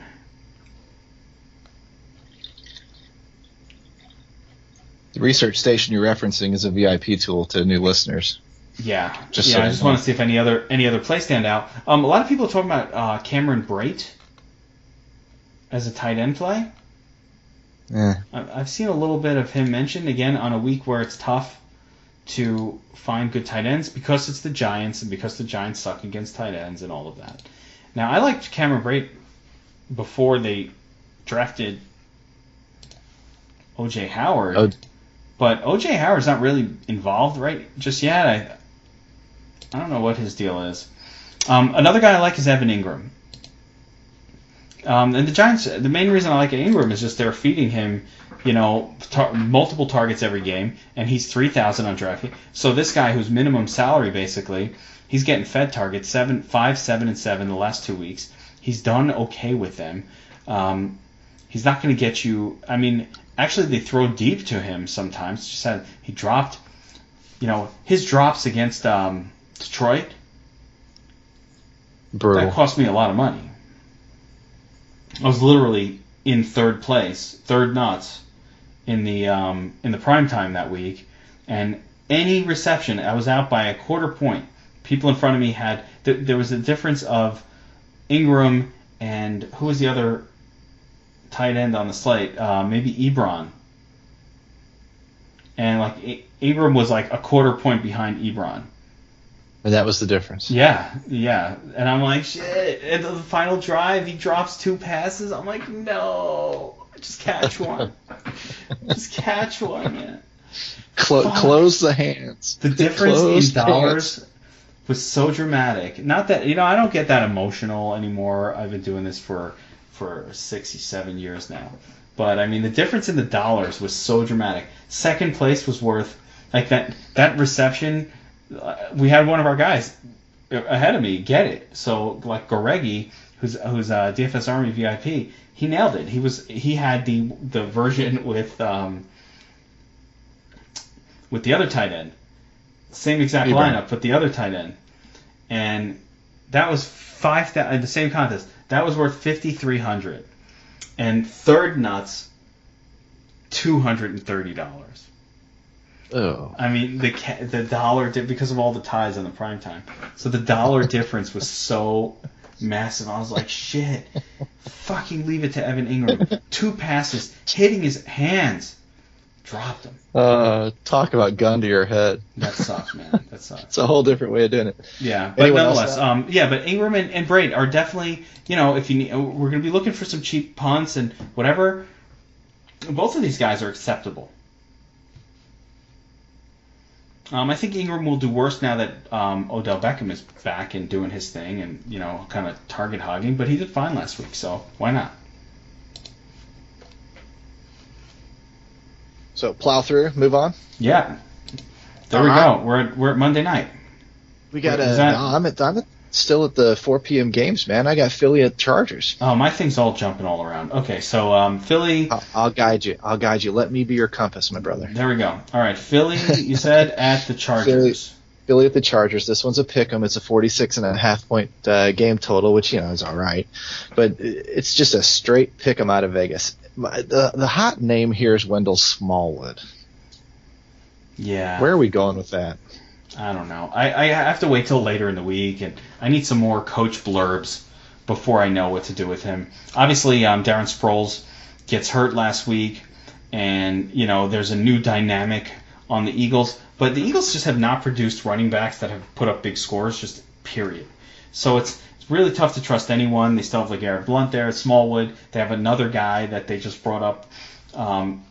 They have another backup guy that might get some touches. So I don't know for sure that. Let me point your research in one direction for you to look at tomorrow. Levitan tweeted that Smallwood out-touched Blount in that game when Blount was scoring the touchdowns, which is scary. But he was out-touching like 10-7 and out-targeting like 6-4 or something like that after the Sproles injury. So there was a little bit of an indication there that Wendell Smallwood would be the back of choice. So if you can verify that when you do your research, let me know. I've heard this too, that or some of the Philly coaches say, well, Wendell's going to have to step up and take on a bigger role. But realistically, for all of Adams Levitan's tweets, Smallwood got 2 targets, 1 reception, and 12 total rushing attempts last week. Now, the good thing is he did some damage with those runs. And so there looked to be some talent in the mix. But this is definitely a GPP-only scenario. Cannot be trusted in cash. The main thing you like about him is he's still super cheap. 4,100 on FanDuel, and we're not playing small one on 4,100 on DraftKings. We're not playing him on FanDuel this week. That's not going to happen. So we don't need to play him on FanDuel for the most part. Like, we don't need that level of salary savings. But we'll see. This is a we'll see moment. Now, I'm going to definitely be paying attention for any blurbs from the coaching staff and any clarity, because one less guy, now they're down to 2, and LeGarrette Blount, we know, really is only good for one thing, and that is the goal line, which is fine. Mm-hmm. You're giving that up. Okay. But I'll take between the 20s all day with Smallwood if I can get him for 4,100, and if they use him like they use Sproles in a passing game role. But we just have no way of knowing that for sure at this moment. Again, any blurb from the coaches aside, because at this moment they haven't said, yeah, we're going to give him those types of touches. But what we do know is when the Eagles want to, they can check down to the running back, and the running back can have a big game. So we've seen it with Sproles. We've seen him, before he gets knocked out, he had 8 targets, 5 receptions week 1, and a bunch of targets, not doing much with him, but a bunch of targets in week 2. And did he have a touchdown? Actually had 10 carries week 2. Like, they were giving Sproles just straight up carries. Mm-hmm. He was feature back. Yeah, these have to go somewhere else. So I don't think it's going to Blount. I think that's how much they dislike Blount. No, Blount sucks. Blount is a product of the Patriots offense. He is not, individually a very good player. He just was a product of the Pats. Who do you like on that team then if you're not going to use Smallwood? Are you a Wentz or an Ertz guy? Are you paying up for Ertz? I mean, we talked about Clay, we talked about Brait, some of the others. I mean, I don't like the road situation. I don't like the matchup that much. So outside of a GPP, low ownership, crazy play, I don't really see. I kind of no. How do you not play Gronk for the same money as Ertz, for example? And with Wentz, it's the same deal. Do I really need this road quarterback in a pick'em game? West Coast, East Coast, a lot of travel. The whole thing doesn't feel like a high-scoring game to me. So does that mean you're on any of the Chargers? Yeah, again, it's the usual suspects. I don't mind. I don't mind. I always like Gordon every single week as long as he's healthy. And for the Chargers, I haven't seen much out of Tyrell Williams that makes me want to play him. I don't think Travis Benjamin is going to blow up another week like he did last week. So, it's kind of Keenan Allen or bust. I think Keenan Allen's a good, solid cash play every single week, as long as he's not being covered by some shutdown corner, which he won't be this week. And Gordon is always in play. He's at home. They're going to throw to him. I'm a little concerned about the questionable tag and the bone bruises or whatever the injury scenario is for him right now, especially after what happened with Ajayi last week, and just sort of seeing how these hobbled players don't really live up to their expectations. But yeah, so I mean, there's a little concern with Gordon, and and again, Ertz playable if his price is reasonable, but I mean, really, they jacked up his salary like crazy. He's right there with Gronk, and I can't accept that. Okay. Well, then we'll I'm move boycotting on. it. Oh, you would. I'm taking the knee. I'm taking a knee on Zach Ertz. God, we almost made it a whole podcast without that shit. Unbelievable. It's usually me that can't refuse that joke, but damn, you got me this time. Because I'm offended that they jacked up his salary. You're gonna take a knee because they jacked up his salary. I'm taking a knee on Zach Ertz this week on DraftKings, because how dare they? How dare they? Not because they jacked up the rake, but because they jacked up. I don't care about the salary. rake. I care about, and it's not just that they jacked up his salary. He has entered the Gronkosphere and that's just completely unacceptable. I guess you've got to take a stand or knee wherever you can. Yeah, you need. Listen, Gronk needs his space. This is not a guy who needs to be crowded out by the likes of Zach Ertz or anybody else. Gronk's salary should be at least $1,000 cushion between him and the next guy. And the next guy is not, even that should not be Zach Ertz or Jason Witten. Have you seen Gronk twerk? That dude has moves. He needs his space. If I ever want to send you off on a tangent, all I got to do is say Gronk. That is it, man. Don't get started on Gronk on me. Don't be putting Zach Ertz in the Gronkosphere and expect me not to take a knee. Because, oh no, I'm offended, sir. That's awesome. Let's move to San Francisco and Arizona. This game's whatever. 7-point road. You're going to like it more than I do, I'm sure. But Arizona's home favorite, 7 points, 44.5-point total. Carlos Hyde and the 49ers come rolling into Arizona, and they face Carson Palmer and the resurgence of Larry Fitzgerald. God, I don't like Carlos Hyde this week. Do you? I didn't like Carlos Hyde on the road at Seattle. I mean, he destroyed them. So, I don't know. Is this that different? It's kind of the same. I mean, it's not a cash play, but, if anything, it's a little softer, I would think. Well, there it is. So, I mean, he's done it in these situations before. There's no reason to assume that he shouldn't be able to do that again. So, yeah, I don't have a problem with Carlos Hyde. Am I playing him in cash? No, I look for players in good situations in my cash lineups. But I think Carlos Hyde is an interesting low ownership GPP situation. No one's going to be on him. No one's going to be on him, and he's done it in these situations before. He's a full workhorse. He has endless touches. He's not supremely expensive on FanDuel in particular. When he's doing well, he scores touchdowns, and it's not like the Cardinals' defense has been shut down. I mean, they're okay. They're still doing their thing, but, they're not shut down. So, do I love him? No. But do I think that if I'm making 150 lineups in GPPs that I'll have no exposure? No, I'll definitely want to get some exposure to him. He's one of the players that has just as good of a shot as any other one of having a big day. He's a workhorse. He'll get 20-plus touches as long as the game flow allows for it. You gotta like the pass catchers for the Cardinals in this game as well. Going back to the well on Fitz. Yeah, I mean, what have the Cardinals? What have the 49ers shown defensively to tell you that they can stop anybody? Did his price adjust on DraftKings? Fitzgerald? Hell yeah, he's 6,100 this week. Because it should not have adjust. It didn't adjust on FanDuel because they were the Monday night game. You know what? No, they did not adjust it. I don't know what he was last week though. What was Fitzgerald last week? I don't remember, but he's 6,100 here. Nice. I think it was about what it was last week. I ought to make him a value play then, yes. Now here's what's nuts. You know whose salary did adjust on DraftKings?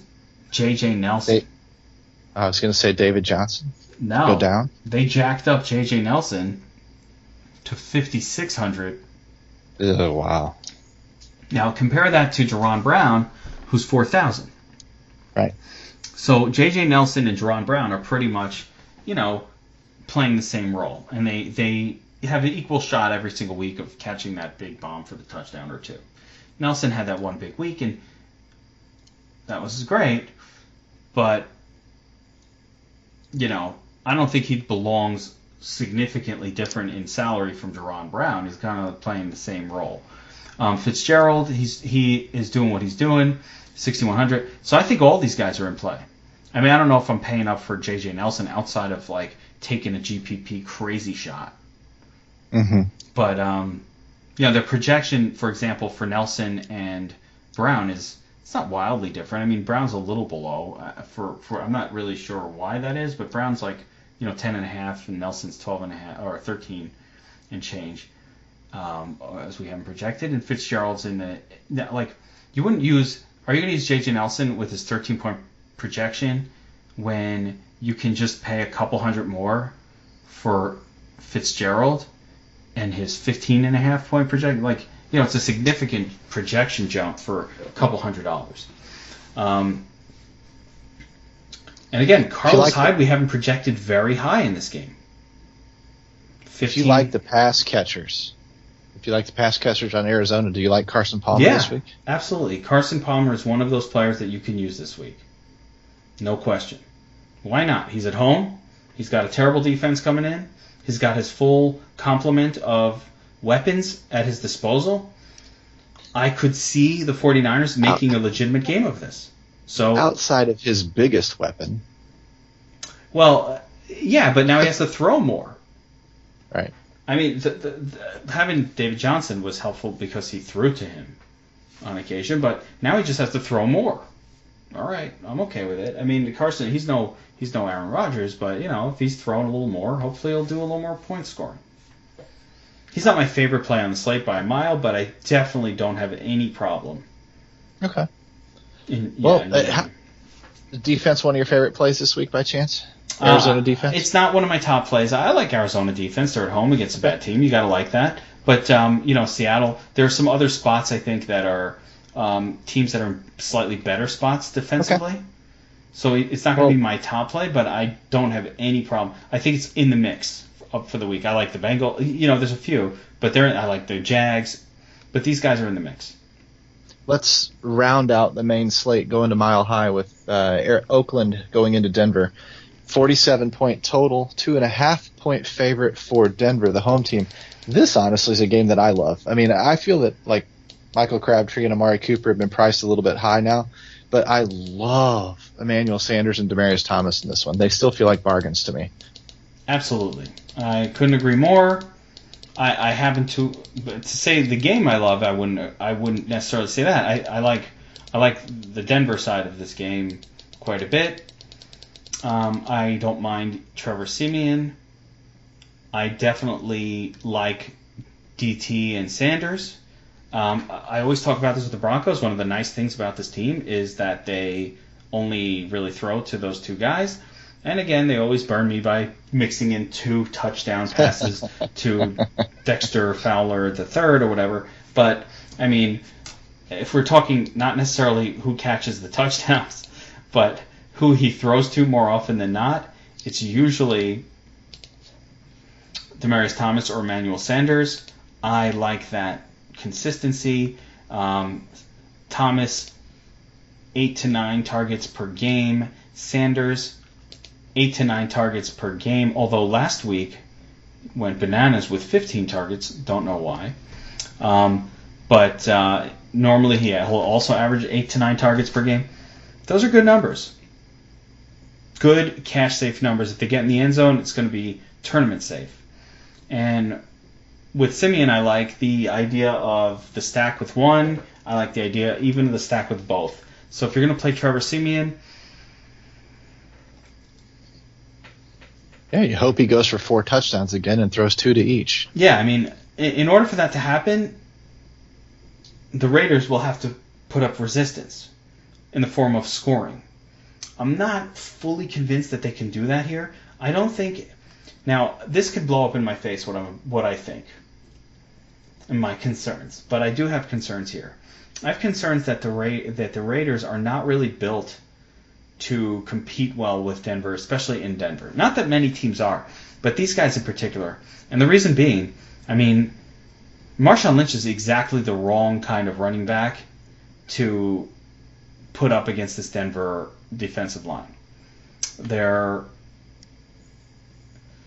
What you want is a check down guy, like a pass catcher at running back who can have some jiggle and make some moves like that, because you're not going to beat them up the gut. Marshawn Lynch doesn't have that. He's going to try to go up the gut. Now, I don't think that's a good way to attack the Denver defense.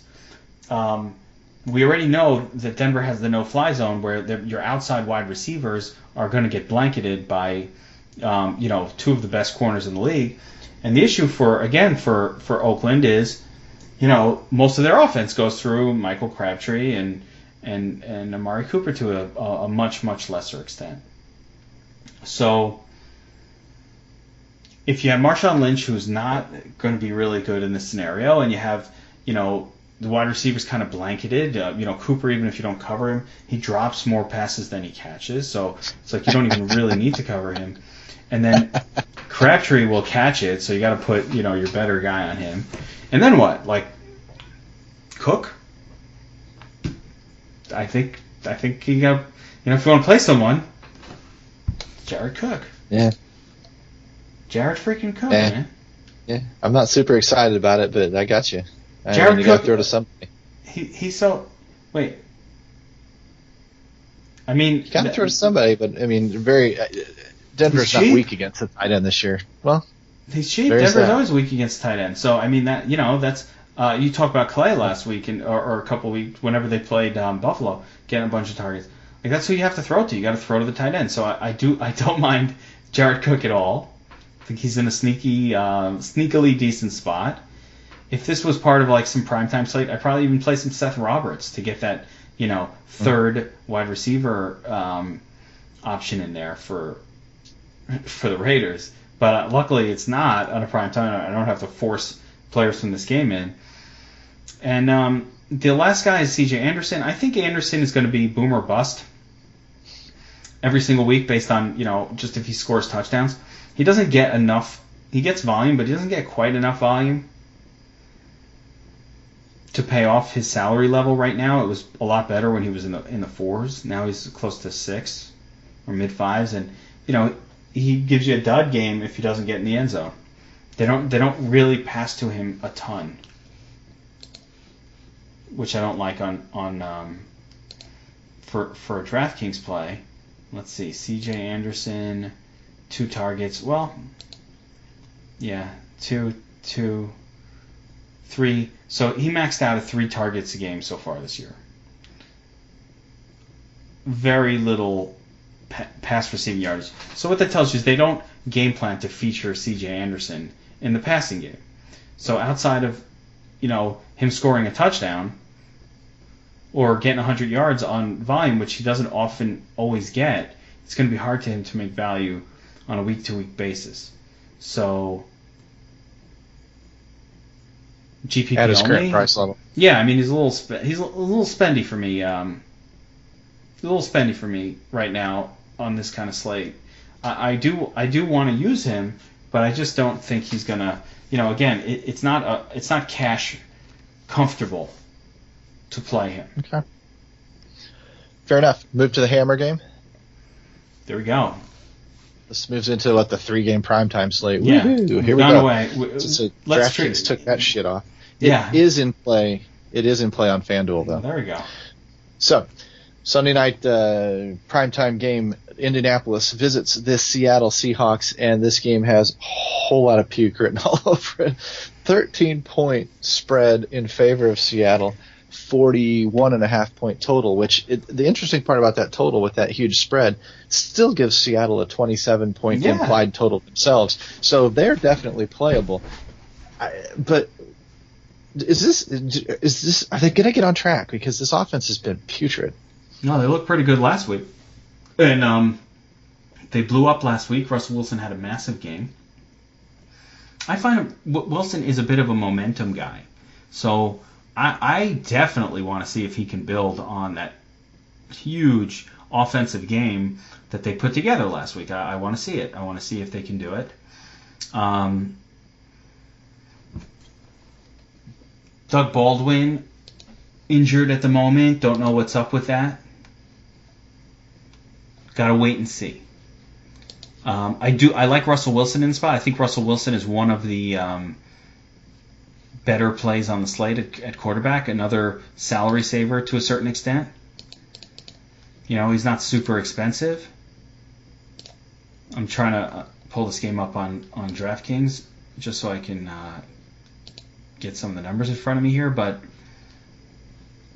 question is that Is Chris Carson going to get some volume in this 13-point spread? That's what I want to take a look at him. But there's some. I think Procise might be hurt. I thought I saw that too. Actually, I don't know he was declared out, but I think I saw him. No, it's definitely not. I mean, it's early in the week for anything like that. But I think he's not necessarily a certainty to play. Right, being held out of practice, I think. And that I think does bode well for Carson's prospects. Not that I think Carson is all of a sudden going to become their passing down back, but the issue with Carson has been, even last week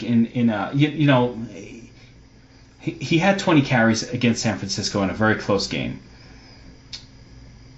Last week, 11 carries, a couple targets. He gets a couple targets every week. Let's see what ProSize was doing. See, ProSize doubtful does give me some reason for optimism. If ProSize is out, I get it. They're going to bring somebody up from the, I think it's McKissick, right? They talked about this guy. McKissick will fill a receiving role out of the backfield, right? But who said that? Number one liar. Pete Carroll, fucking liar. So, what do? Do you go and you grab McKissick at 3,000 and say, hey, he's punt worthy? Maybe. But I'm kind of thinking Pete Carroll's full of shit. And they'll just keep Carson in there and just run him and throw to him. Right? So it's a sneaky spot for Carson. He's not quite cheap enough. Once again, I mean, DraftKings, man, they just dick move. Not to put a real shitty gun to your head, but more dishonest coach. Pete Carroll or Rick Pitino with this NCAA scandal going on. Oh my gosh, really? Really? Back to the game. Yeah. Rick Pitino is more dishonest, and but you can never trust anything that Pete Carroll says about players or playing time or any of that stuff. Remember, Russell Wilson's fine; he's not hurt. Remember that year his ankle was all busted up all year. And he's talking up Eddie Lacy. Really, so many suckers fell for that. I laugh at all of you that drafted Eddie Lacy. All of you. Like, you literally have never listened to this podcast if you drafted Eddie Lacy. You're not even listening now, so I can laugh at those people. They're not listening. At least not 2 hours later. No, they're not here. They wouldn't have done it if they were listening to this. I like this game. I like this game. There's some pass catchers for Seattle. What's going to happen with Baldwin? If Baldwin's out, I definitely like some other names like Jimmy Graham and either Richardson or Tyler Lockett. Yeah. One of those two. I got to see sort of who is, maybe both. Maybe I'll roll the dice. I don't know. But Richardson, Lockett, Baldwin. What I don't think this is a repeat quality game for Brissett and the Colts offense. It's not the same thing being at home against the Cleveland Browns as it is going on the road into Seattle, into a very loud and intimidating stadium. So, really, it's not the same. Really? No. It's like I finally get to give that to you. Really? Yeah. So, no, it's definitely not. It's not the same. So I don't like the Colts this week. I don't like the Browns this week. I'm just going back to that other one too because I want to be clear on that. But I do like Russell Wilson. And again, I mean, how much defensively, how much resistance are the Colts going to put up? They just got torched by the Browns to the tune of 30 points. So this team is better. I like the idea of Wilson building on his momentum. I think that Russell Wilson is one of the better plays across the board on a slate with where most of the studs just aren't on. You have Aaron Rodgers, Drew Brees, and a lot of these stud plays that just are not on the main slate. So I'm very comfortable using Wilson and maybe even Wilson stacks. Maybe not, but in this game, just because the opponent is crap and they have a high team total and they don't really have a running back who's going to command massive touches and score a lot of touchdowns. There you have it. Yeah, I mean that's a big thing. If you think about it, that could blow up, and so you want to hedge that with some Carson. If a running back is scoring touchdowns, it's probably going to be Carson. It's not going to be that other dude practice squad boy. Yeah, that guy who's replacing Procise. And again, Carson might be a very, very good play. I'm going to think more on that. I need more time on that one to figure out if I want to use him this week. But I might be leaning yes here, as I think I'm talking myself into Carson right now. Ooh. Well, then we'll have to pay attention to the VIP pod on Friday. Yeah. Let's roll into, I mean, it's hands down lock if you can afford it this week. Seattle defense. I mean, that's going to be very, very chalky. Yeah, I think they're the chalk defense play of the week. Absolutely. If you can get them. Yeah, definitely. I mean, they're again, I said this before, they're on my short list, but they're probably the most owned defense of the week. Sure. Sounds fair. Let's move to Monday night, wrap this baby up.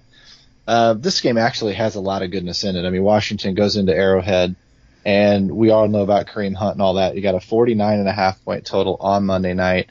6.5 point favorite is Kansas City at home.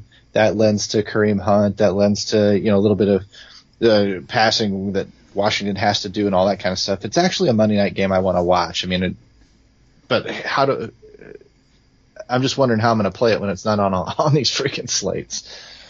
Yeah, I mean, it's kind of fun because I like the idea of the fact that I'll have a lot of exposure to this because I'll just play that primetime slate. So that makes it even more fun a little bit. I'm kind of happy that I'm happy that I don't have to make a Kareem Hunt decision in my main slate lineups. And when I say a Kareem Hunt decision, I mean, I know where you're going.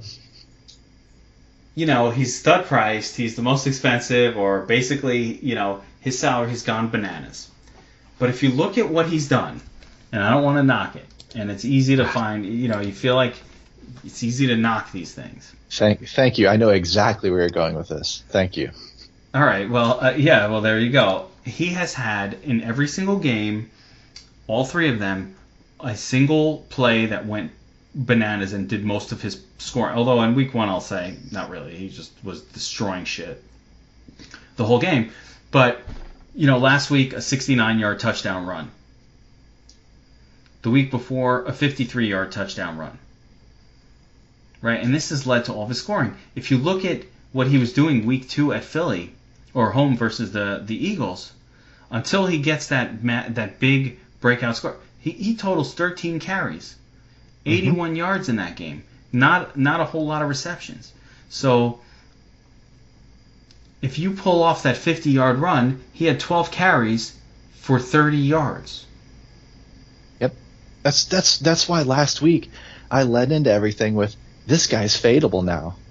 His price has shot up to $8,000.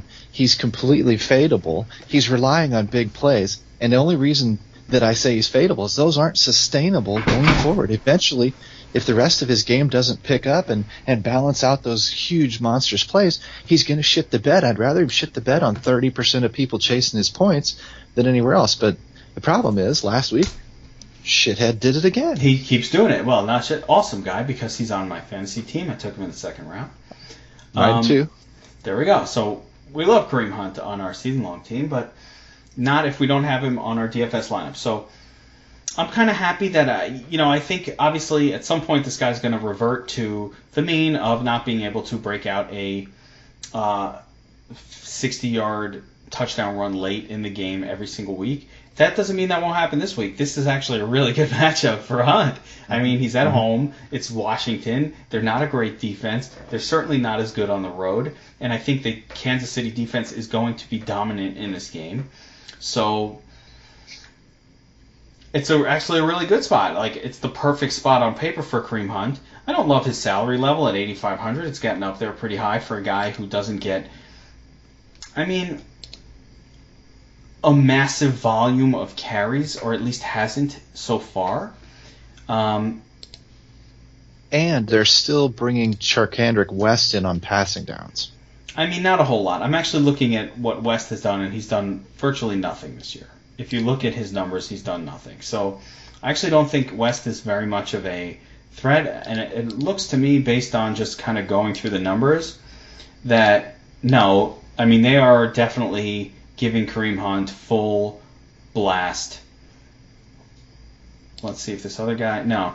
They're giving him Good, full 'cause blast good. workhorse touches. So, for all of the negatives that I just said about, the big blow-up plays, actually looking at West, even though they do bring him in to pass block on occasion, last week, 2 attempts, 2 targets.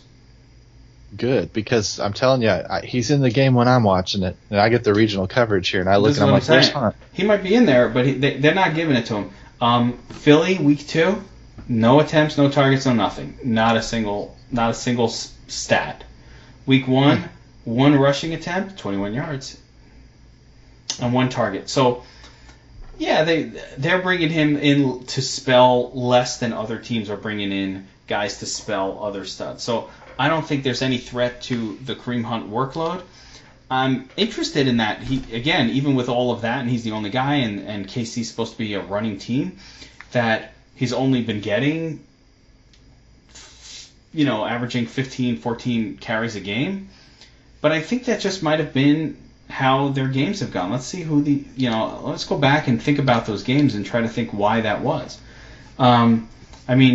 At New England, he was just doing so much with his touches. He didn't need more because it was just like he scored huge and he had 250 all-purpose yards, so you can't knock that. They didn't need to give him 30 touches because he was scoring a touchdown.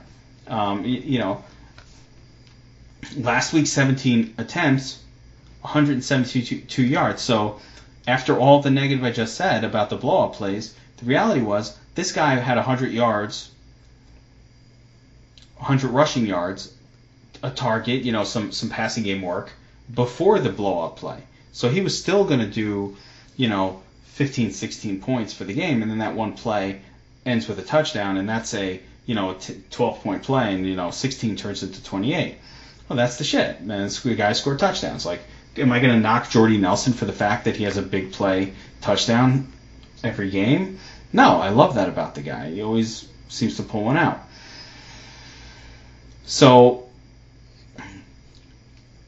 I said some negative sort of like words of caution here, and it's more salary related than anything else, but you can't get a guy in a better spot than Hunt at home against the Redskins. The Redskins have not been good defensively against the running back position. They're ranked 20th. It's not like they've taken on these incredible running games either. They're ranked 20th. All right. Gurley blew them up. But besides that, Oakland, like Marshawn Lynch, he didn't do shit. And the Eagles, with their combo, they didn't do anything. So they've limited most of the running backs that they've seen. They also haven't seen anybody good. Now they're going to see someone good. And when they saw the other good guy, which was, what did I just say? Gurley, they got torched.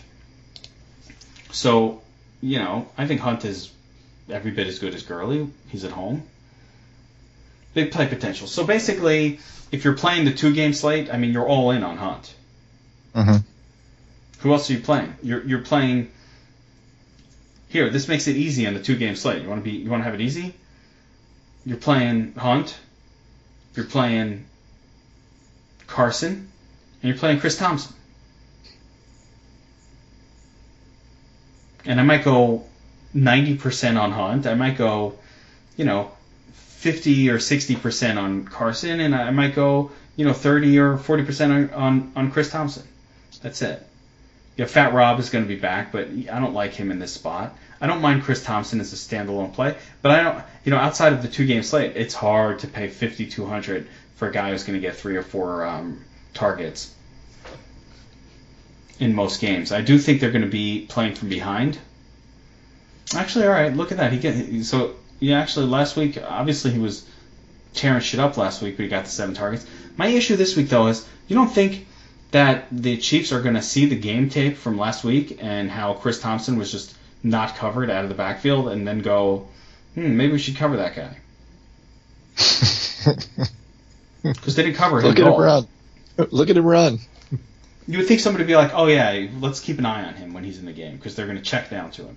Like last week, I found it dumb, obviously because I had more Pirine and I was getting pissed with Thompson's big game in the 2-game slate. But I'm like, do they not notice that they're not covering every time this guy comes in? They literally don't cover him at all. Like, their scheme has a flaw in it. And by the way, that scheme, I'm interested to see if the Broncos exploit that this week. Just having watched the game last week and been like, oh yeah, they don't cover the running back out of the backfield. That's very exploitable. Let's throw it to C.J. Anderson. So it makes me interested in C.J. Anderson for that reason. Maybe they'll throw it to him. Raiders obviously don't cover players out of the backfield. But I'd imagine that the Chiefs have seen the tape and know that they have to put a man on Chris Thompson when he's in the game. So it's going to be difficult for Thompson to repeat the performance. And at 5,200, I'm definitely not touching this guy on the main slate. I like that little nugget you dropped about C.J. Anderson versus Oakland. Well, yeah, I remember I was watching the game and I was thinking about that. Neat little GPP nugget right there. Yeah, like, you don't like C.J. Anderson because they don't throw it to him a lot, but, I mean, if they're paying attention to the tape from last week, they're going, oh, there's a flaw in their scheme where whenever this sort of play kind of goes down, they don't have anyone to cover the running back. Now, maybe the Raiders will modify their scheme. Just how like the Raiders always have that same flaw where they just forgot to cover tight ends. Like something about their scheme. I'm not an X's and O's person enough to figure out what it is. If I was, that'd be amazing. Dude, it's not rocket science. There's nobody there. I mean, yeah, their scheme just doesn't allow to cover out of the backfield. It's a weird scenario, but it's correctable. When you look at the chalkboard, the guy guarding that running back, there's not an X and there's not an O. Yeah, there's nobody there. That's right. If I X and O it, like all the O's have gone other places, and there's just no one left there. So they don't even bother with it. And you saw it. I mean, Chris Thompson, it wasn't like he was making contested catches and breaking a tackle. No, he was just wide open, and there was no one in the area. He was in a lot of space. Do we think that they're not going to do that with C.J. Anderson? Like they won't check down and he'll be wide open? I don't know. I mean, you the point that you brought up that made me go was when you're like, yeah, a couple of years ago they just didn't have an answer for the tight end. I'm like, oh my god, maybe they covered the tight end and they decided to take the dude that was supposed to be on the running back and cover the tight end. Either that, or I think what actually happens is they don't cover the tight end either. They just like they don't cover either of them. They're like very busy with other things. They're very busy. Hey, defense, you 9 guys, get out there. Yeah, like they're just busy with other stuff and they just forget. We don't put 11 out there. We just do 9. It's ridiculous, but yeah. So I like the there's other players in this game, obviously. Tyreek Hill, Travis Kelce. I never am able to really discern which one of those players is going to go off. I mean, do we really want to look at these DVP numbers and believe them? Game 4, it's hard to. I mean, right now, Washington's showing 29th DVP. All right, so here's the important part about Washington. Josh Norman. Josh Norman is the man. He is a shutdown corner. The thing about Kansas City, though, is they throw 2 sort of turd wide receivers at the edges to suck up any kind of quality cornerback play. So they got Conley and Albert Wilson going out there. They never throw it. Hey, Josh Norman, this Chris Conley kid, he's a wooden duck. Like Josh Norman's going to lose his shit if they put him on Chris Conley or Albert Wilson. He's going to be like, no, I'm going to cover Tyreek. And like, nah, dude, you play the outside. He'll lose his mind. He'll just like, go nuts on Gruden and be like, I'm fucking doing this shit, man. Or not Gruden. Who's the coach of the Redskins? It's Jay Gruden. It is. Oh, it's still Gruden. Oh, they didn't switch coaches. Okay, no, they switched offensive coordinators. That's right. Well, that might be who Josh goes and yells at. I need to get some sense. He's going to go scream at that new offensive coordinator. No, he's going to scream at Gruden like, dude, put me on Tyreek Hill. So I don't think it, but I do think eventually Norman will find his way to covering actually Tyreek Hill and potentially limit him. Which makes me like Travis Kelce. God, I thought you were going to say Chris Conley. I was going to say, no. No, Albert Wilson this week. No, it makes me like Travis Kelce. The Redskins have been torched by tight ends precisely because Josh Norman does force targets away from himself. whenever you see these teams like that have a great cornerback, you see the opposition going to checkdowns to the running back or to the tight end, different kind of plays like that. So I like Kelsey here. I like him for sure on the Redskins side of it, or no, on the Chiefs side of the ball, and of course Kareem Hunt. And on the Redskins side, I don't like anyone. If you look at their mascots, they're both Redskins. That is true. Well, that's terrible. Are you offended again? Yeah, I think I just got offended by that. Hold on a second. I think I might be offended. Get up off your knee, dude. I'm on my knee right now. I'm taking a knee for that. No, it's terrible, man. See, you had to go there. I don't even know what to say. But to get back to football. Wow. The Chiefs. You reeled the podcast for 2 minutes on a crappy joke. You totally threw me off. I have no idea what I'm even thinking right now. Yeah, no, I like Kelsey. I like Hunt. I like Kansas City defense here. So this is one of those games where I want to be in this main slate. I want to be in this primetime slate. And if we're talking about the primetime, like I said, I'm virtually going to be all in on Hunt and probably heavy Kelsey.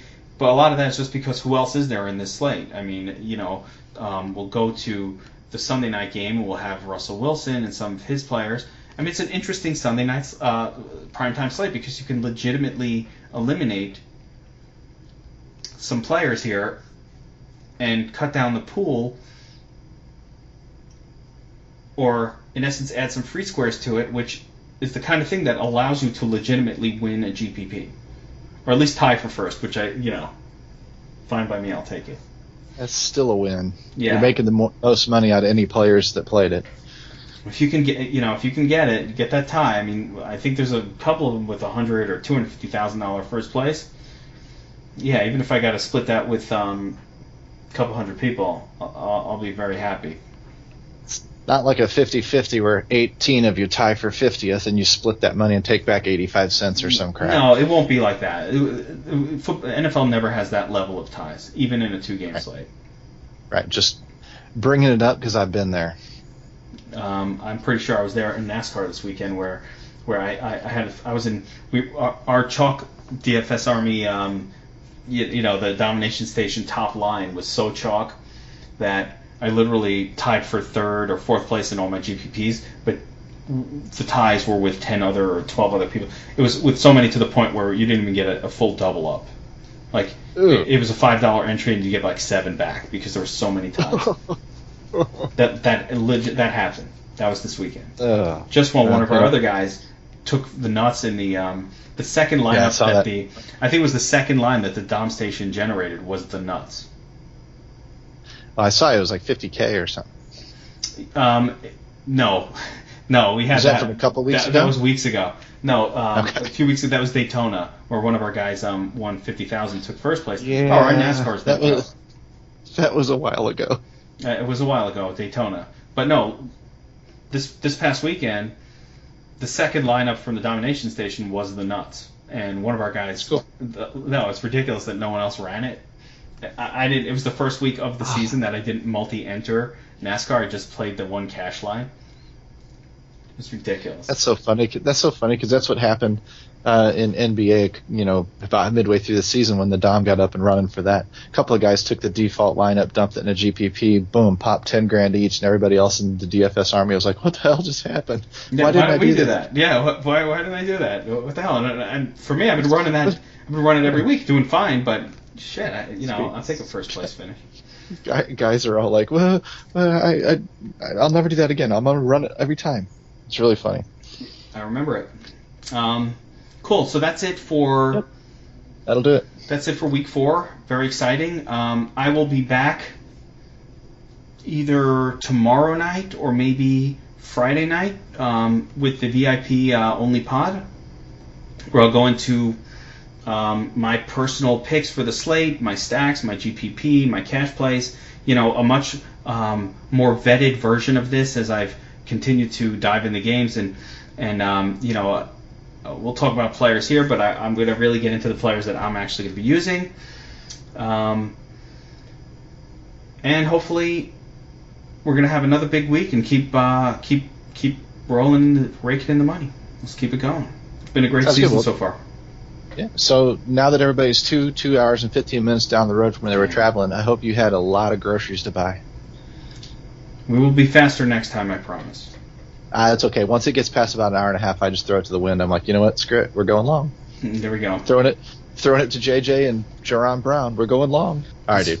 All right, man. Have a good one, everybody, and we will see you next time for the Geeks Vegas Lines NFL podcast. Thank you for listening to the DFS Army podcast. Join the DFS Army today and gain access to our private Slack chat, where you can chat with real DFS pros and coaches, as well as other DFS Army members with winning track records.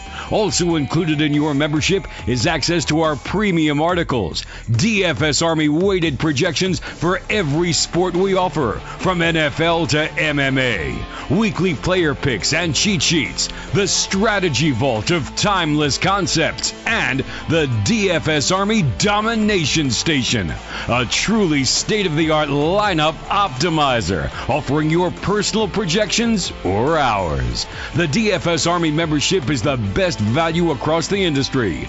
Join today and get 2 free ebooks, as well as the secrets to unlocking a new level to your game.